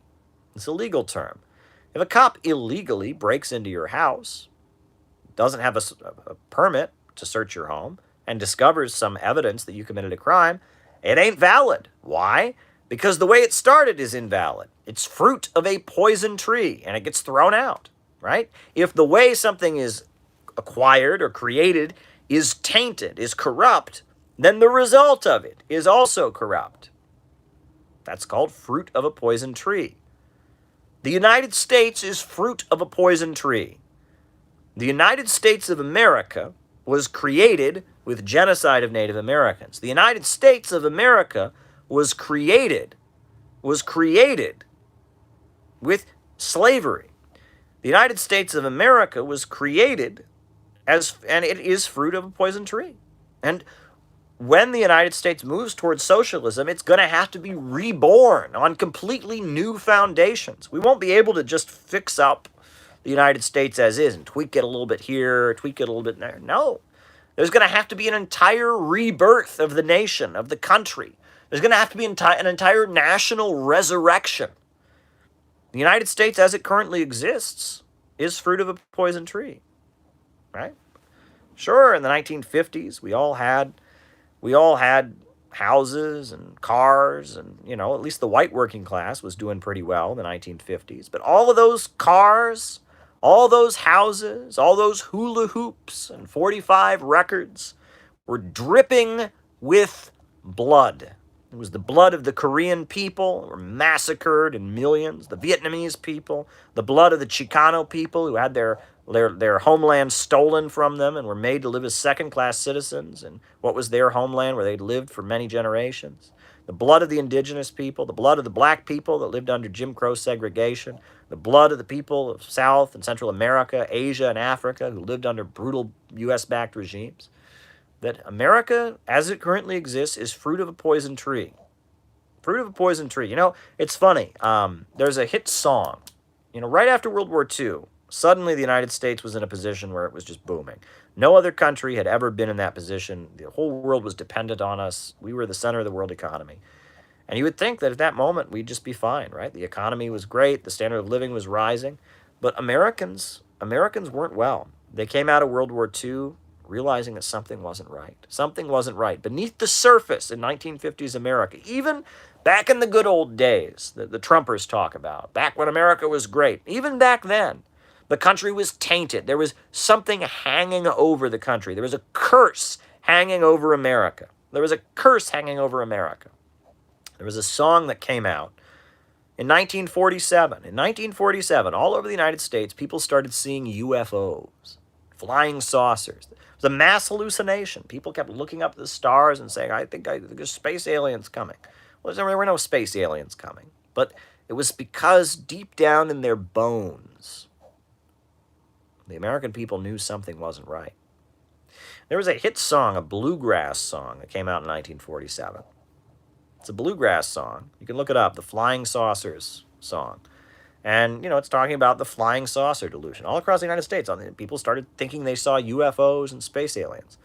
And the last verse to the Flying Saucers song, right? There was this hit bluegrass song that was on the radio, right? You know, it's like, you better pray to the Lord when you see them flying saucers. They could be the coming of the judgment day, whatever. The last verse of the song says, though the war may be through, there's unrest and trouble brewing. And those flying saucers may be just a sign that if peace doesn't come, it'll be the end of some. Repent today, you're running out of time. We knew. Back in the 50s, when the economy was doing so well, we Americans knew something wasn't right. We knew that this fruit we were munching on so well was fruit of a poison tree. We knew that. We knew that in our bones. And that's why you had the countercultural explosion of the 1960s. That's why you had the explosion of drug use. That's why mental health has been a problem in this country. No matter how good the economy is, you still get people killing themselves and destroying themselves with drugs, mutilating themselves, right? Is that this was all fruit of a poison tree. And now the clock has run out. This is, you know, it's funny. You ever see, there's a movie that people really like. It's called The Wolf of Wall Street. The Wolf of Wall Street. You ever see The Wolf of Wall Street? It's a movie, Leonardo DiCaprio, he plays this Wall Street financial criminal, right? And he's living it up, but finally, the moment comes, he's getting caught. Well, that moment is now here. That moment is here. This is the moment in the movie where we've been living it up, but deep down below, we've known something's going to happen. Well, here we are. It all catches up to us. The huge multinational corporations that used to give us some of the loot have said, We don't care about you. The United States is in a state of financial collapse and decline. Working families are hungry. The power grid in Texas doesn't work. This is the situation we're in. So there you go. We need the country to be rebuilt on new foundations. Alrighty. So, Al-Qaeda, its role in Syria, and its origins. Well, look, the roots of Al-Qaeda go back to in 1978, there was in Afghanistan, the People's Democratic Party took power. And the People's Democratic Party of Afghanistan took power, and Zbigniew Brzezinski and the Carter administration started mobilizing Muslims from all over the world to go to Afghanistan to fight against the People's Democratic Party and against the Soviet Union. And Osama bin Laden, who was a wealthy young Saudi, was drafted. Basically, he wasn't drafted. He was picked to be the leader of the Wahhabi insurgency in Afghanistan against the People's Democratic Party. Eventually, the Soviet Union sent its military to protect the People's Democratic Republic of Afghanistan. And that's the roots of Al-Qaeda. And if you look all over the world, Al-Qaeda is on the side of the U.S. government. The U.S. government overthrew Gaddafi. Who else was fighting Gaddafi? Al-Qaeda, right? And in fact, the Manchester bomber, right, the guy who blew up the Manchester concert, had been in Libya fighting with guns given to him by the U.S. government against Gaddafi. Unbelievable, right? In Syria, the U.S. government's been trying to overthrow Assad. Al-Qaeda is also trying to overthrow Assad. In Yemen, the people of Yemen are fighting for their freedom. The Kingdom of Saudi Arabia and the United States are trying to stop them from winning their freedom. Who else is fighting against the people of Yemen winning their freedom? Al-Qaeda. Show me anywhere in the world where the U.S. government and Al-Qaeda are not on the same side. Okay? It's just, there you go. Did you know Assyria had a gay bar? No, didn't know that. All right. Didn't know about gay bars in Syria. So there you go. Alrighty. Why is Marxism scientific? Well, Marxism, this is an important thing to understand, okay? So socialism was not invented by Karl Marx. Many people think that. Marx invented socialism, Marx invented communism. No. Ever since human beings have been around, we've been trying to perfect our conditions. You know, people talk about Plato's Republic and the book Utopia by Sir Thomas More. You know, there has always been a part of the human beings that want to design like an ideal society. Furthermore, ever since the origin of capitalism, people have been trying to think of something better than capitalism. What made Marxism different than all the other socialism that existed previously was that Marxism argued that socialism would come about as a result of the contradictions in society, as a result of the class struggle. Whereas all the other socialists said, I'm going to draw my blueprint, my perfect blueprint, and I'm going to show it to people, and they're going to like it. I'm going to build my little utopian community, and that's how we're going to build socialism. Marxism was the first attempt to apply science to the process of building socialism. Marxism looked at human history, analyzed how human society is developing, argued that history is driven forward by class struggle, and that the working class was fighting for itself against the capitalist class, and that eventually the working class would rise up and seize power, and that would be how capitalism was overturned and socialism was created. It would be the result of scientific processes of human beings struggling over economics. That is why Marxism is scientific as opposed to utopian, right? And that it is not, socialism is not going to be created as the result of a moralistic appeal. It's going to be created as a result of the contradictions in society, the clashing social forces, giving birth to a new social formation. So is it scientific in the sense that, like, we have a laboratory and there's a control group and no. It's scientific in the sense that it understands how society is developing and sees socialism as emerging from the contradictions in society. That is why it is scientific. And I actually gave a whole class, what is scientific socialism? You can watch it. It's on YouTube. It's a good lecture I gave. All right. Chinese intervention in Syria. Is it possible? I mean, again, that would be an escalation, right? I mean, China does not want Syria to further destabilize. They have, China has a relationship with the Syrian government, so that would not, I mean, if China, feels a need to send forces in to back up the Syrian government, I mean, that would be a big escalation. I mean, Russia has already sent its forces in to support the Syrian government. Stimulus checks. Yeah, someone's comparing the fact that, the Biden, he made this promise about stimulus checks. People haven't gotten it. People are angry about it. All right. The military-industrial complex occupying D.C. Well, as I said in my lecture, in my opening remarks, I should say, again, right? The military-industrial complex is the hitman of U.S. imperialism, and yes, it has its own agenda, and yes, it's constantly lobbying to get more work, and it wants to, get more money and resources, and yes, it's propping up the U.S. economy. But this is a big mistake that was made during the Cold War. It was assuming that the military-industrial complex is it, right? And this is the big mistake and really, you want to know why the U.S. left dropped the ball. And actually, this is a big theme in my upcoming book. This was the mistake that was made by the Communist Party. It was made by the Workers' World Party. It was made by most of the U.S. left. And it was I think the Soviet Union made this mistake as well. It was just a miscalculation. That at the time, that in the late Cold War stage, 70s and 80s, there was a feeling the Soviet Union felt like the main enemy they had in the United States was the military-industrial complex, which was escalating the arms race. The Communist Party felt like the main enemy of the U.S. working class. The main enemy was the military-industrial complex. The Workers' World Party felt that way. Everyone decided that the main enemy, the main threat to global communism, was the military-industrial complex. And, the military-industrial complex is awful. It's absolutely awful, no doubt about it. But it's just the hitman.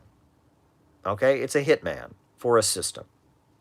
And the liberals were a more effective evil. The liberals were very effective in dismantling the American leftist movement and confusing it, number one, and eventually bringing down the Soviet Union.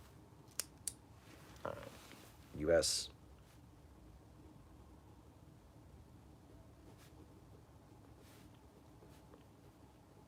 for Israel. But let's be real about it, right? That in a lot of ways, when Ronald Reagan escalated the arms race against the Soviet Union, while it cost a lot of resources to the Soviet Union and hurt their economy, it also had kind of a rally around the flag effect. But when Bernie Sanders and liberal Democrats went over to the Soviet Union and made nice, and ideologically penetrated the Soviet Union, that was a problem. The time the Soviet Union fell, the reason the Soviet Union fell, it wasn't because their economy had been just devastated. That was a factor.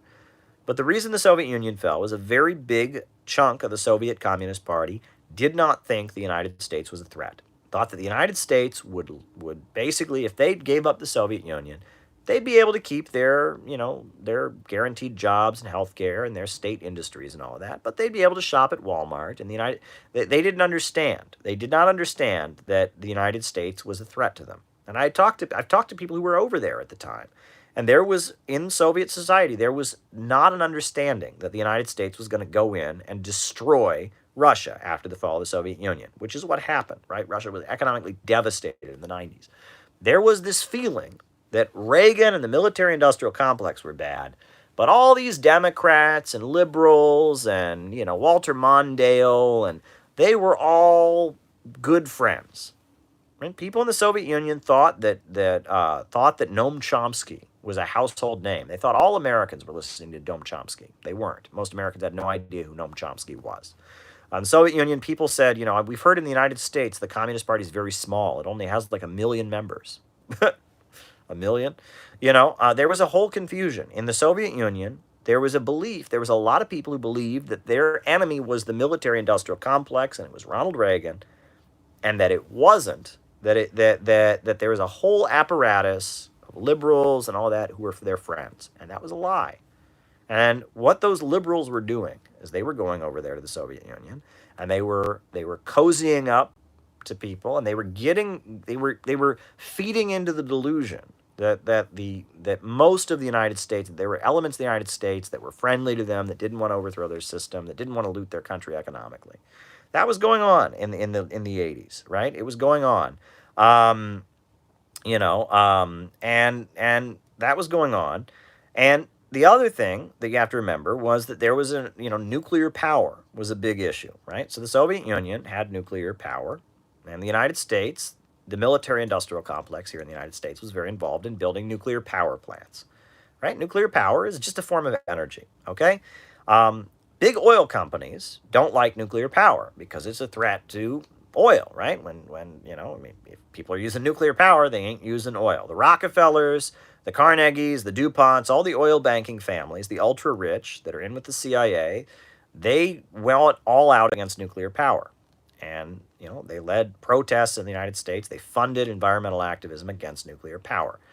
In the Soviet Union, there was a big anti-nuclear power movement, Chernobyl and other groups, and it combined with the anti-nuclear weapons movement. And this became a mechanism through which the fake liberal left and the pro-Gorbachev, pro-American wing of the Soviet Communist Party could start having a relationship. And it was the liberals, basically. The liberals, the Brzezinski crowd that were protesting nuclear power, were protesting the arms race. They created this illusion in the Soviet Union that the United States was not a threat to them, and that this was going on. And one key aspect of this, was in the United States, nuclear power. If you're a Marxist, you can't be against nuclear power, right? You can obviously not trust corporations that carry out nuclear power and say that corporations are too greedy, right? You can call for workers' control of nuclear power. But arguing that nuclear power itself is not okay, right? That's not Marxism, right? Obviously, you can be suspicious of the corporations who do it. Obviously, you can say that it needs to be done properly. But saying that, oh, you can't play God, you can't, split an atom for electricity, it's too dangerous, it's ruining Mother Nature, that's not Marxism. It's not Marxism, right? And the movement against nuclear power, the huge protests that went on in the early 80s in the United States against nuclear power, were being funded by big oil companies, and they were being used to, develop, ties between, the reformist and sellout wing of the Soviet Communist Party and the CIA. But the communist groups in the United States, and at first the Communist Party, they wrote articles. Victor Perlo wrote an article in defense of nuclear power. Gus Hall said, well, we're for, public control of nuclear power. We're not against nuclear power. We're for workers' control of nuclear power. Sam Marcy of the Workers' World Party also said, we're not against nuclear power. We're for workers' control of nuclear power. But there were these big liberal hippie demonstrations going on against nuclear power. And these demonstrations were not good. They were basically being used to manipulate people in the Soviet Union. They were being used to push pessimism among American leftists and push the idea that growth is bad. But what happened was that because they were focused on going after the military-industrial complex, right? Because that's who was involved in nuclear power. It's all the military corporations. Because the military-industrial complex was the target, the Communist Party, the Workers' World Party, and all the leftists in the United States basically joined the anti-nuclear movement. And that was a strategic blunder, because at the end of the day, it wasn't the military-industrial complex that toppled the Soviet Union. They helped, right, by forcing the Soviets to spend lots of money on their military. But ultimately, it was that revisionist, reformist wing, that Gorbachevist wing, those dupes, those people in the big chunk of the Soviet Communist Party that stopped believing in communism, that thought America was a nice, happy, fun land, that thought Americans were all a bunch of hippies, and it was that liberal wing, that liberal wing of American politics that basically manipulated and duped a lot of people in the Soviet Union. It's those people that ultimately toppled the Soviet Union. Right? It was the Gorbachev folks that eventually they threw in the towel. Gorbachev didn't believe in communism, and when it came time, he threw in the towel. Right? And that this is important to understand. And it's also these folks, the synthetic left, the CIA, the anti-military industrial complex wing, the soft power apparatus. They're the folks that have ruined American leftism. They're the folks that have ruined American leftism. when it gets down to it. Right? They're the folks that, they're the folks that's the bread tube, it's the folks that have supported every color revolution around the world. And that soft power apparatus that is against the military-industrial complex, that is very into nature and environmentalism, that's very into the occult and mysticism, Marilyn Ferguson, the Silicon Valley fascists, those folks are not our friends. And that is the problem. The Soviet Union thought those folks were their friends. The Communist Party thought those folks were our friends. The Workers' World Party thought those folks were our friends. The hippies are not our friends. Okay? I'm just being real about it. The hippies, the back to nature, mystical, occult, pessimism, those folks are not our friends. They're not our friends. If you're a communist, people that want to roll back human civilization, right, and go back to more primitive ways, people who want to reduce the human population, people who don't believe in science and don't believe in scientific progress, people who think that there are too many people in the world and we need to reduce people from breeding, people who don't believe in technology, people who think poverty is beautiful, people who are opposed to human progress, they're not our friends, right? And that Marxism is separate from the synthetic left. And this is the point of the book I'm working on. Cam, I hear you. I've addressed many times that question about Iran, and I understand your concerns, Cam. All right. All right. And, this is a theme in the upcoming book. I'm going over it again, the book on the synthetic left. But this is what we need to understand, that the hippie stuff, counterculture, the occult, drugs, LSD, drug culture, this stuff is not communism. This stuff is not communism. Okay? The Dalai Lama has been a CIA asset for years, right? The Falun Gong, the Hare Krishna movement, primitivism, drug culture. This stuff is not Marxism. Hippieism is not Marxism. And the CIA that set that stuff up, Zbigniew Brzezinski, Silicon Valley, Marilyn Ferguson, these people are not our friends. They were not friends of the Soviet Union. They're not friends of American communists. And that was the mistake. When these people were organizing their nuclear protests, all nukes are bad, Mother Nature doesn't like nukes, I'll go back to nature, nuclear power is bad. Well, when they were doing that, and the communists, at first they knew it was wrong. Gus Hall knew it was wrong. Victor Perlow knew it was wrong. Sam Marcy knew it was wrong. But they miscalculated. They thought, okay, well, these people are bad, but the military-industrial complex is the main enemy. That's what they thought.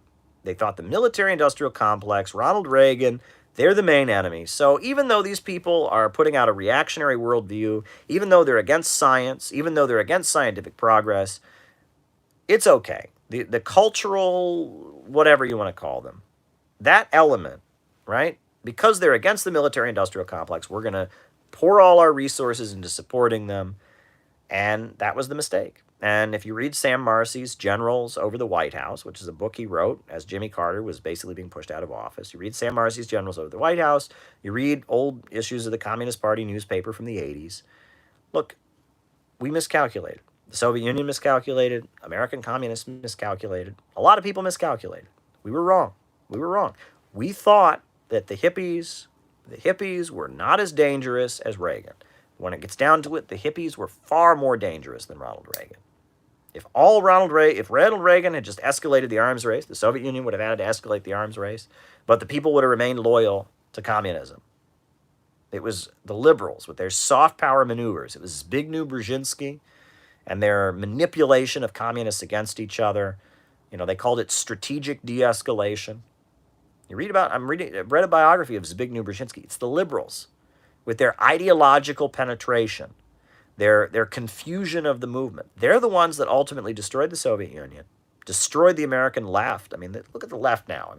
There's like 3 or 4 communist groups that have any base among the population.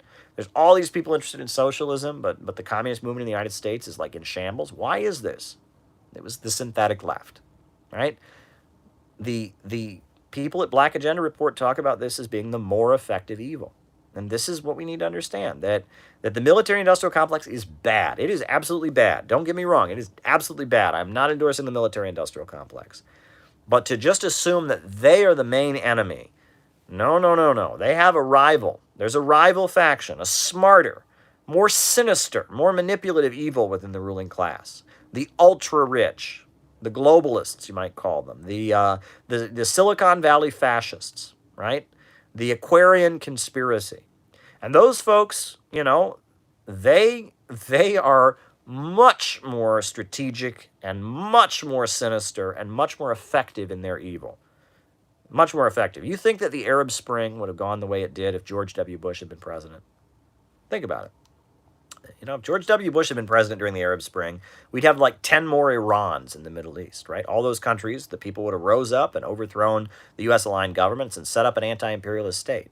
But with Barack Hussein Obama, a man who went to a Muslim school when he was a kid and, said he was resetting relations with the Middle East and showed that the United States was getting over its race problems, and with Barack Hussein Obama as president of the United States, sending a message to the people of the Middle East. Don't worry. We're your friends.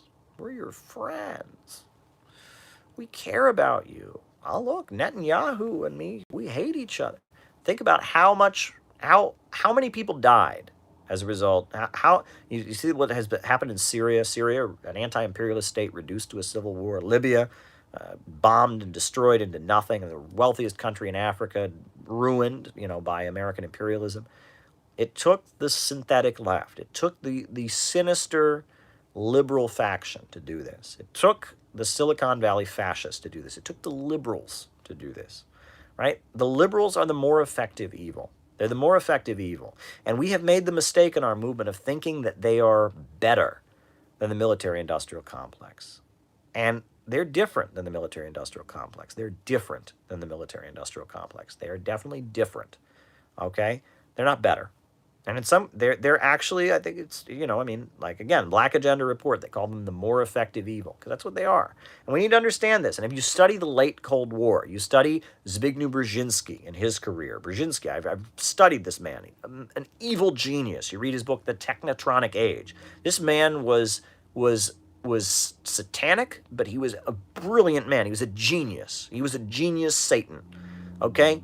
And if you study Zbigniew Brzezinski, right, you study Anne-Marie Slaughter, you study the Council on Foreign Relations and what they publish, these people are far, far more dangerous than some, military corporation that just wants to make money. Again, think about the mafia, right? The hitman is bad, but it's the Don who sends them. It's the Don who sends them. Right? All right, enough about that. Anyway, socialist countries, why do they have military parades? Because they're demonstrating to the world. Socialist countries are forced to spend huge amounts of money on their military. They don't want to, but they have to, because they're under constant threat. North Korea, they got how many thousands of U.S. troops right on their border, right? Right on their border. Every year, the United States has those war games where it practices the all-out destruction of North Korea. So, of course, they have to spend all kinds of money. So they have big parades to show off. Look, we're ready to defend ourselves. That's what those military parades are. It's not a threat. It's the opposite. They're saying, look, we're ready to protect our country. This is what we got. It's a totally different thing. Is there going to be a revolution in India? Well, the people are very angry at the neoliberal reforms being implemented by Modi right now. So there you go. January 6th. Look, January 6th was awful. It was absolutely awful. Now, Lolita LeBron, that's a Puerto Rican activist who engaged in some acts of violence, but yeah, January 6th was absolutely awful, and you can read about Lolita LeBron. Lolita LeBron, I will say, is very loved among Puerto Ricans, Puerto Rican Americans, and Puerto Ricans on the island.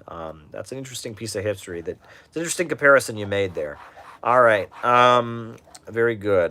Books on hoods and slums. Well, there's a lot of history, urban history, right? There's, a lot of, and there are whole studies about the history of urban centers in the United States and how they've changed over the years. There's a lot on that. There's a lot of sociological texts. Nothing's coming to mind, but the history of communities in the United States and where they came from. There's a lot of sociology departments have dedicated years to studying that.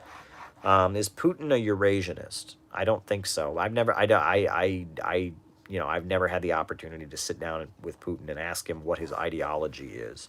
Eurasianism is a particular school of thinking, but I don't think Putin proclaims any ideology, but I really don't know. I mean, I don't know what his views are about Eurasianism. I really don't know. All right. Best books on China. There's a really good book called The China Wave, Rise of a Civilization State. It was a bestseller in China. That's very good. Martin Jakes wrote a book called When China Rules the World. That is very good. I would also recommend the writings of President Xi Jinping. Those are very, very important. So I would study the writings of President Xi Jinping. So between Martin Jakes, When China Rules the World, and The China Wave, The Rise of a Civilization State, which is by a Chinese communist, I mean, who wrote that book. It's a very important book. Between those three, I think you have what you need. All right. Blaming the British for the Middle East. Well, I mean, the British were key in writing the Sykes-Picot Agreement, right? You know, that after World War I, after the Ottoman Empire was defeated, it was the British who basically drew up the borders of the Middle East. So I guess I can understand that. And Britain is widely hated in the Middle East, still to this day. Many folks in the Middle East really hate the British. The British set up Israel, right? I mean, it was the Balfour Declaration. It was the British Empire that set up, the Jewish settlements in what is now Israel. It was the British who drew up the borders of the Middle East with the Sykes-Picot Agreement. So yeah, I mean, they were the winners of World War I, really, and they drew up the borders. All right.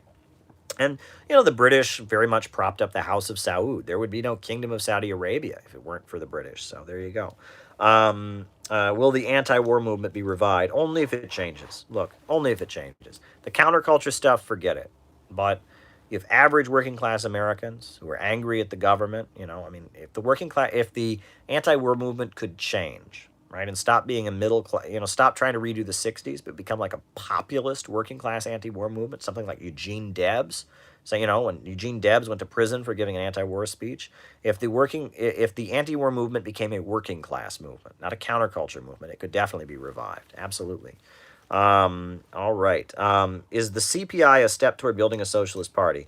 No. No, it's not, right? There are people in the CPI that are in the Communist Party, that are in the Party of Communists, that are in the PSL, that are in the Socialist Party, that are in the DSA, that are in different groups. I am not interested in building a new political party at this time because I don't want to play that game. We have all these little political parties that mean absolutely nothing, okay? I'll just be real with you. All due respect to all the people in them, but none of the communist groups at this time are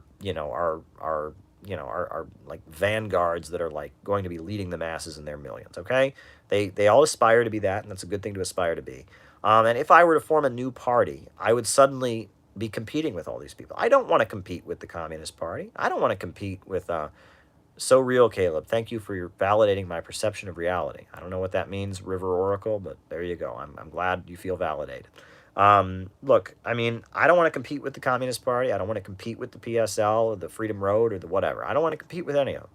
I want to educate people about socialism. And let's be real, folks, okay? Right now, there's a competitive atmosphere in the socialist movement, okay? There is, right? Right now, socialists are all competing with each other. I'm the real revolutionary. No, I'm the real revolutionary. No, I'm the real revolutionary.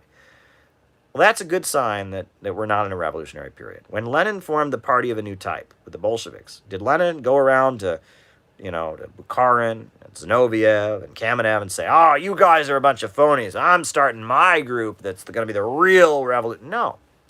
When Lenin formed the Bolsheviks, the party of a new type to actually make the Russian Revolution, he bent over backwards to try and get all the great leaders of the Russian proletariat into his group. Did you know that? He went to Bukharin, he went to Zinoviev, he went to Stalin, he went to Kamenev, he went to Litvinov, and he got them into his group. And Trotsky said no and wouldn't join his group. And Lenin still tried to get Trotsky to join it. Trotsky set up his thing called the August Bloc, and it failed. But in July of 1917, right before the Russian Revolution, after the Tsar had already been toppled, Lenin finally convinced Trotsky to join the Russian, the Bolshevik Party, and that was a huge success. When things are really happening, people want allies. Right now, the socialist movement sees everyone as a competitor, okay? It's like, my party is the real party. That's because none of them are actually going to win, okay? And that's what it's about, okay? When Hugo Chavez was building Bolivarian socialism, when he formed the United Socialist Party of Venezuela, he went to the Communist Party, he went to the Fatherland for All Party, he went to the Movement Towards Socialism Party, and he said to all of them, merge into my party. Merge into my party. I want you in my party. He didn't go to the Communist Party and say, oh, you guys are phonies. Join the United Socialist Party of Hugo Chavez. Oh, you Fatherland for All, you're a bunch of phonies. Oh, you Movement Towards Socialism Party. No, Chavez went to all the communist parties and tried to get them to merge into his party because he didn't see those people as competitors. Okay? Right now, all the communist groups are all competing with each other. And that's a sign that none of them have any chance of taking power right now. So they're all competing with each other. When something is going to happen, when something's really going to happen in this country with the socialist movement, it'll be the opposite. There'll be people begging people to merge with them. And they'll be sitting down and saying, how can we get these parties together? When the socialist movement's not going anywhere, there's a lot of splits. When the socialist movement's actually going somewhere, there's a lot of mergers. Okay? And when that time comes, maybe my situation will change. Maybe CPI will end up affiliating with somebody. But right now, I see CPI as an independent movement about engaging in socialist education. That's what I see. That's what's desperately needed, is we need socialist education. We need to get to the masses with a socialist message. I am not here to tell you to quit the Communist Party and join my real party, or to quit the Freedom Road, or to quit the PSL or the ISO or the QWH or the XYZ. Not here to do that. I am not here to do that. I am here to say we need to get to the masses. We need to get to the masses with socialist education. We need to get out of the movement. We need to get to the masses. We need to save socialism so that socialism can save America. I don't care. You can be in whatever party you want to be in. The QWH, the XYZ, the ISO, the RCP, the RFRSO, or the Maoist Monkey Smashes Heaven, or the Revolutionary Anarchist Bowling League, or the Trotskyite 4th, 12th Committee International League, or what. I don't care what. If you'll work with me to get to the masses, to build socialist education, that's what I care about. All right? Look, there are some things I'm good at. There are some things I am not good at. Okay? And what I'm good at is engaging in socialist education. I can give good classes. I can give good conferences. I can work with other people. I try to find other people's skills and empower them.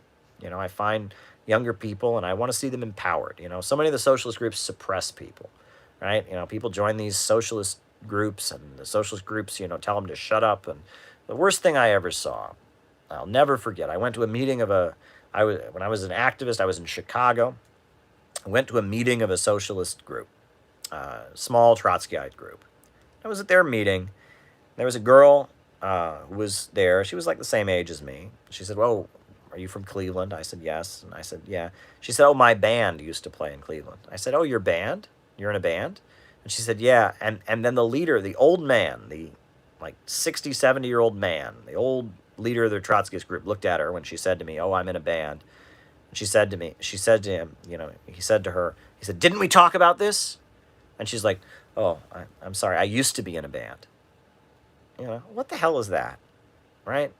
There's a video where I tell the story, well, never mind. But no, I want to see people's creativity blossom. I want as many people going out to the masses with a socialist message. I'm so tired of these groups that are just somebody's little ego trip, right? It's one or two people, boomers, that want to feel special, and they want to look at me, I'm the great leader, right? And they want to be king of the protest cage. Oh, anyone who wants to come to this rally, they got to go through me. I have the permit. Ha ha ha ha. Get over this. I'm over it. I'm so over it. I want you to be a great socialist revolutionary. I want you to be the best socialist revolutionary that you could be. I want you to find out ways to get to America's working families to struggle for justice. That's what I want, right? I don't want you to be out there trying to glorify me. I don't want you to be trapped in one of these groups trying to, make some boomer feel like they're special. I want you to get to the masses and win them to socialism. And I want to empower you to do that, and I want to build the Center for Political Innovation as a way to do that. Next question. All right. Tips on being a better reader. Well, it's interesting. One thing I have noticed is that, reading is not universal, right? I am all about reading, right? I'm very literary. My mother was a librarian. But some people, reading just does not come easily to them. It's something they struggle with, And that's why we need videos, right? That's why I'm on here yapping. I've got so many videos because I know some people just don't read, and that's okay. If you are not a reader, that's okay, right? No one's going to force you to read. We need as many videos and lectures and podcasts as possible, right? I'm literary. I like to write. I like to read. Books are great. I love books, but books are not for everybody, right? And that's part of the way our society is, and you know, I can, you know, I don't judge you, right? You know, I don't judge you for not being literary. You know, I like to read. I'm a bookish guy, but I don't judge you. And you know, in terms of being a better reader, look, I would encourage people to realize that with nonfiction books, it's not a movie. Okay, you don't have to read every word from beginning to end. You can pick out different sections, like this book, City Builders and Vandals. It's not designed to read from beginning to end. It's in sections with discussion questions. You can start out, you know, you could start out with Section 3-4, A Century for the Common Man. You can start out with this section.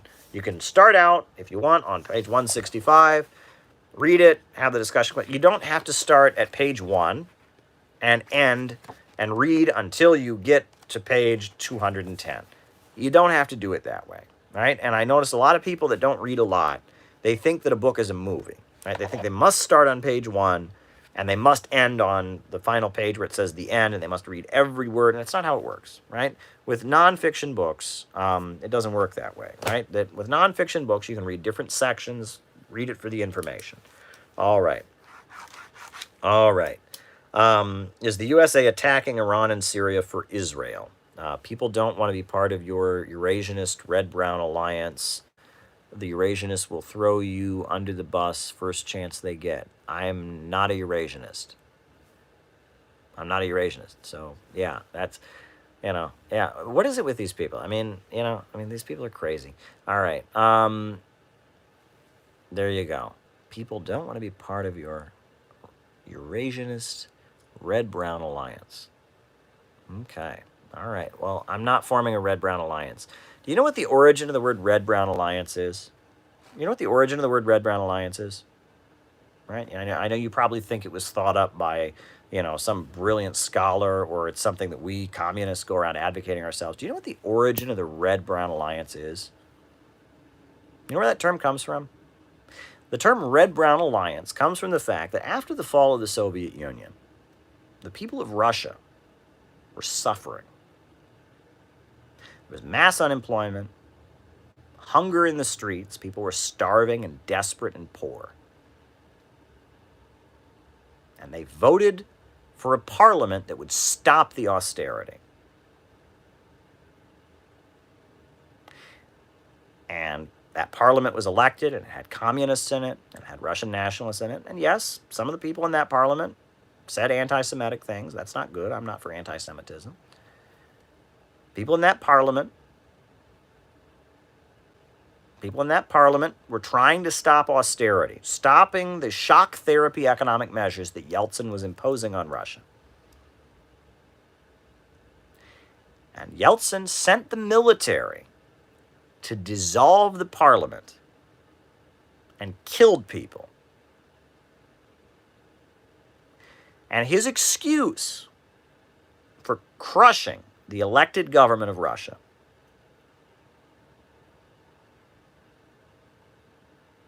was that it was a red-brown alliance. He said that the elected government that was trying to stop austerity in the Russian Duma was a red-brown alliance.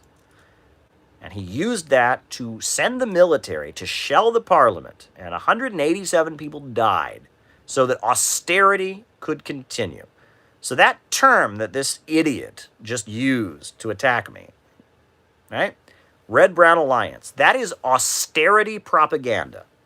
That's all that is. That's a term from 1993 that is austerity propaganda.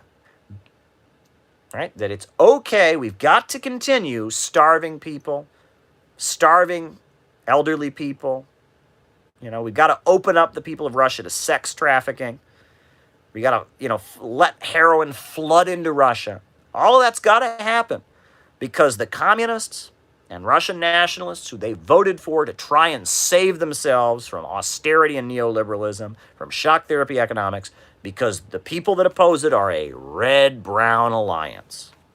The Red-Brown Alliance, that term is a neoliberal propaganda term that was used to justify economic genocide. Economic genocide. That's not my word, my friend. If you don't say I accused you I accused them of that. That's the word of economist Anders Gundre Frank, the widely respected economist. He said that what was going on in Russia in the 1990s was economic genocide. And you are repeating a term that was used to justify economic genocide. That's basically what you're saying, right? That it's better to have economic shock therapy economics than have any of those communists or Russian nationalists in there who might stop it. That's what you're saying. That's what you're saying. And you keep sending me super chats. I'm not going to read any more of your trash, you idiot. You are using language that killed millions of people in Russia because it was a red-brown alliance. That's because of the lies that people like you peddle. The notion that, all the socialist countries are fascist. China's fascist. Vietnam is fascist. Bolivarian, Venezuela's fascist. Because of the lies that people like you promote. You're the reason that socialists have been duped into supporting imperialism. You are the synthetic left, and you should be ashamed of yourself. Just keep spending money. Please, bring it on, bring it on, bring it on. I want more money. Bring some more money, right? It's funny. I don't know why you're paying me money to smear me and spread lies. Don't know why you're doing it. I don't know why you're doing it, because if I want your opinion, I can watch CNN. I could turn on CNN to hear your hate and your lies. If you were so stupid, I'm on here talking about LGBT rights and the rights of immigrants. I'm on here talking about the rights of people of color. I'm on here talking about the civil rights movement. If you're so stupid that you think what goes on here has anything to do with white nationalism or white supremacism, if you're that stupid, keep the money coming in. Keep the money coming in. Bring it on. Bring it on. Bring it on. Bring it on. I'm sure whoever helps you engage in your research, your research of watching me, I'm sure that they've got a big budget. So just bring it on. Bring it on. Bring it on. Bring it on. Bring it on. I love it. I really love it. It's one thing. It's one thing. Let me say this. I'm going to say this. It's one thing when, like, bread tubers that are either intentionally lying, or just don't know what they're talking about and are repeating stuff. It's one thing when they say that I'm a fascist. But anybody who watches these broadcasts, anybody who hears me talking about Paul Robeson, and hears me talking about the Black freedom struggle, and here's me talking about the people who struggled so hard against Jim Crow segregation, who hears people talking about how it was the Soviet Union who took the picture of Emmett Till's mutilated corpse and broadcast it all over the world to expose the lie that the United States was a democratic society. I'm on here championing the movement that fought for civil rights. I'm on here championing the rights of immigrant workers. I'm on here calling for solidarity, black and brown, unite and fight. But you're so wrapped up in your crazy conspiracy theories about the thing high up on the thing and Russia and Dugan and Eurasian. You're so brainwashed by this anti-Russian hysteria. You're so caught up in this crazy conspiracy theory that it all just gets back to, there's the thing. It's all a big Russian conspiracy. Jimmy Dore and who else? And everybody's all just part of a big Russian plot against our American way of life, trying to poison our bodily fluids. You're so stupid that you could listen to me get on here and rant. You've been on many broadcasts.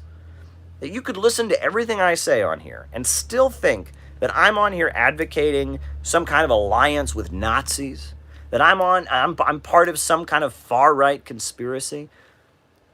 If you are that stupid, I pity you, sir. I pity you. I don't normally go off on people. When people are acting stupid, I normally just ignore them. But I think this is fun. This is great. This is really, really great.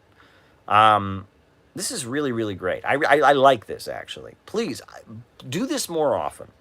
I want more people to see this and see how stupid you are, right? If you think that I'm a far rightist, that I'm a white nationalist, that I'm trying to bring about some kind of red-brown conspiracy, you are really an idiot. You are really an idiot. Really an idiot. And you waste your money talking to me. But please, bring it on. Bring it on. Bring it on. Bring it on. Much love. Much love. Anyway, folks, the next question that I was asked, if people in Canada are interested in getting involved, they can send me an email. There's already people in Australia who want to get involved. There's already people in the UK who want to set up a CPI UK. Look, we're moving ahead, folks. We're moving ahead. We're moving ahead. So yes, absolutely, Cam. Just shoot me an email if you want to do something in Canada. I would love to have something going in Canada. So on that note, folks, the last super chat question I got was, is the USA attacking Iran and Syria for Israel? Israel is an essential part of the Western imperialist alliance. That's what it is. That's what it is. It's an essential part of the Western imperialists, the NATO countries. Israel is an outpost of Western imperialism.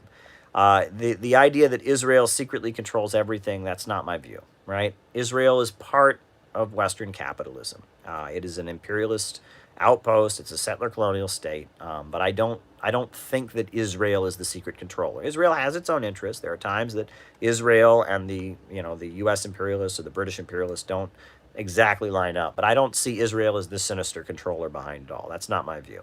I see Israel as part of imperialism. That's my view. I see Israel as part of the imperialist system. There are different factions within Israel. There's Likud, there's the Israeli Labor Party. There's, Israel, not all Israelis are on the same team. Netanyahu liked Trump a lot. Meanwhile, there was a lot of Israelis who really hated Trump, right? I mean, when Trump spoke at the American-Israeli Political Action Conference, there were a lot of Israelis who walked out of the room. But there are some Israelis that gave him a standing ovation. There's different opinion within Israel. Israel, just like American imperialism, has different factions within it. And that's an important thing to understand. So there you go. Anything else, folks? Any other super chats that we should answer before we go? Anything else that people want to talk about? Anything else that people want to talk about? Anything else? Anything else? It's a great night. I'm having a great time on here. I love all of you. You all are great. We're a great little community here, doing the best we can to struggle for truth and justice in the world. We're doing the best we can. Much love to all of you for this community. Anything else that anyone wants to talk about? Anything else before we go? Anything else? Anything else before we go? Anything else? Speak now or forever hold your peace. All right, folks. On that note, we will conclude. A new upsurge in the struggle against U.S. imperialism is now emerging throughout the world. Ever since World War II, U.S. imperialism and its followers have been continuously launching wars of aggression. The people of various countries have been continuously waging revolutionary wars to defeat their aggression. While the danger of a new world war still exists, the people of all countries must get prepared. Revolution is the main trend in the world today. And when can we invite a CCP member to the CPI conference? I don't know. That would be nice. I don't know the process for that. I'd be for that. I'd be for that. While the danger of a new world war still exists, the people of all countries must get prepared. Revolution is the main trend in the world today. And thank you, Lumpia, for your super chat. Much appreciated. Thank you for everyone who gives me super chats, right? Super chats are always appreciated, right? You're helping make this happen. So there you go. And you make this more interesting. The super chats are what makes the show so much fun. All right, folks. We need a government of action to fight for working families. I'm not going to repeat it all again. The danger of a new world war still exists. The people of all countries must get prepared. Revolution is the main trend in the world today. Good night.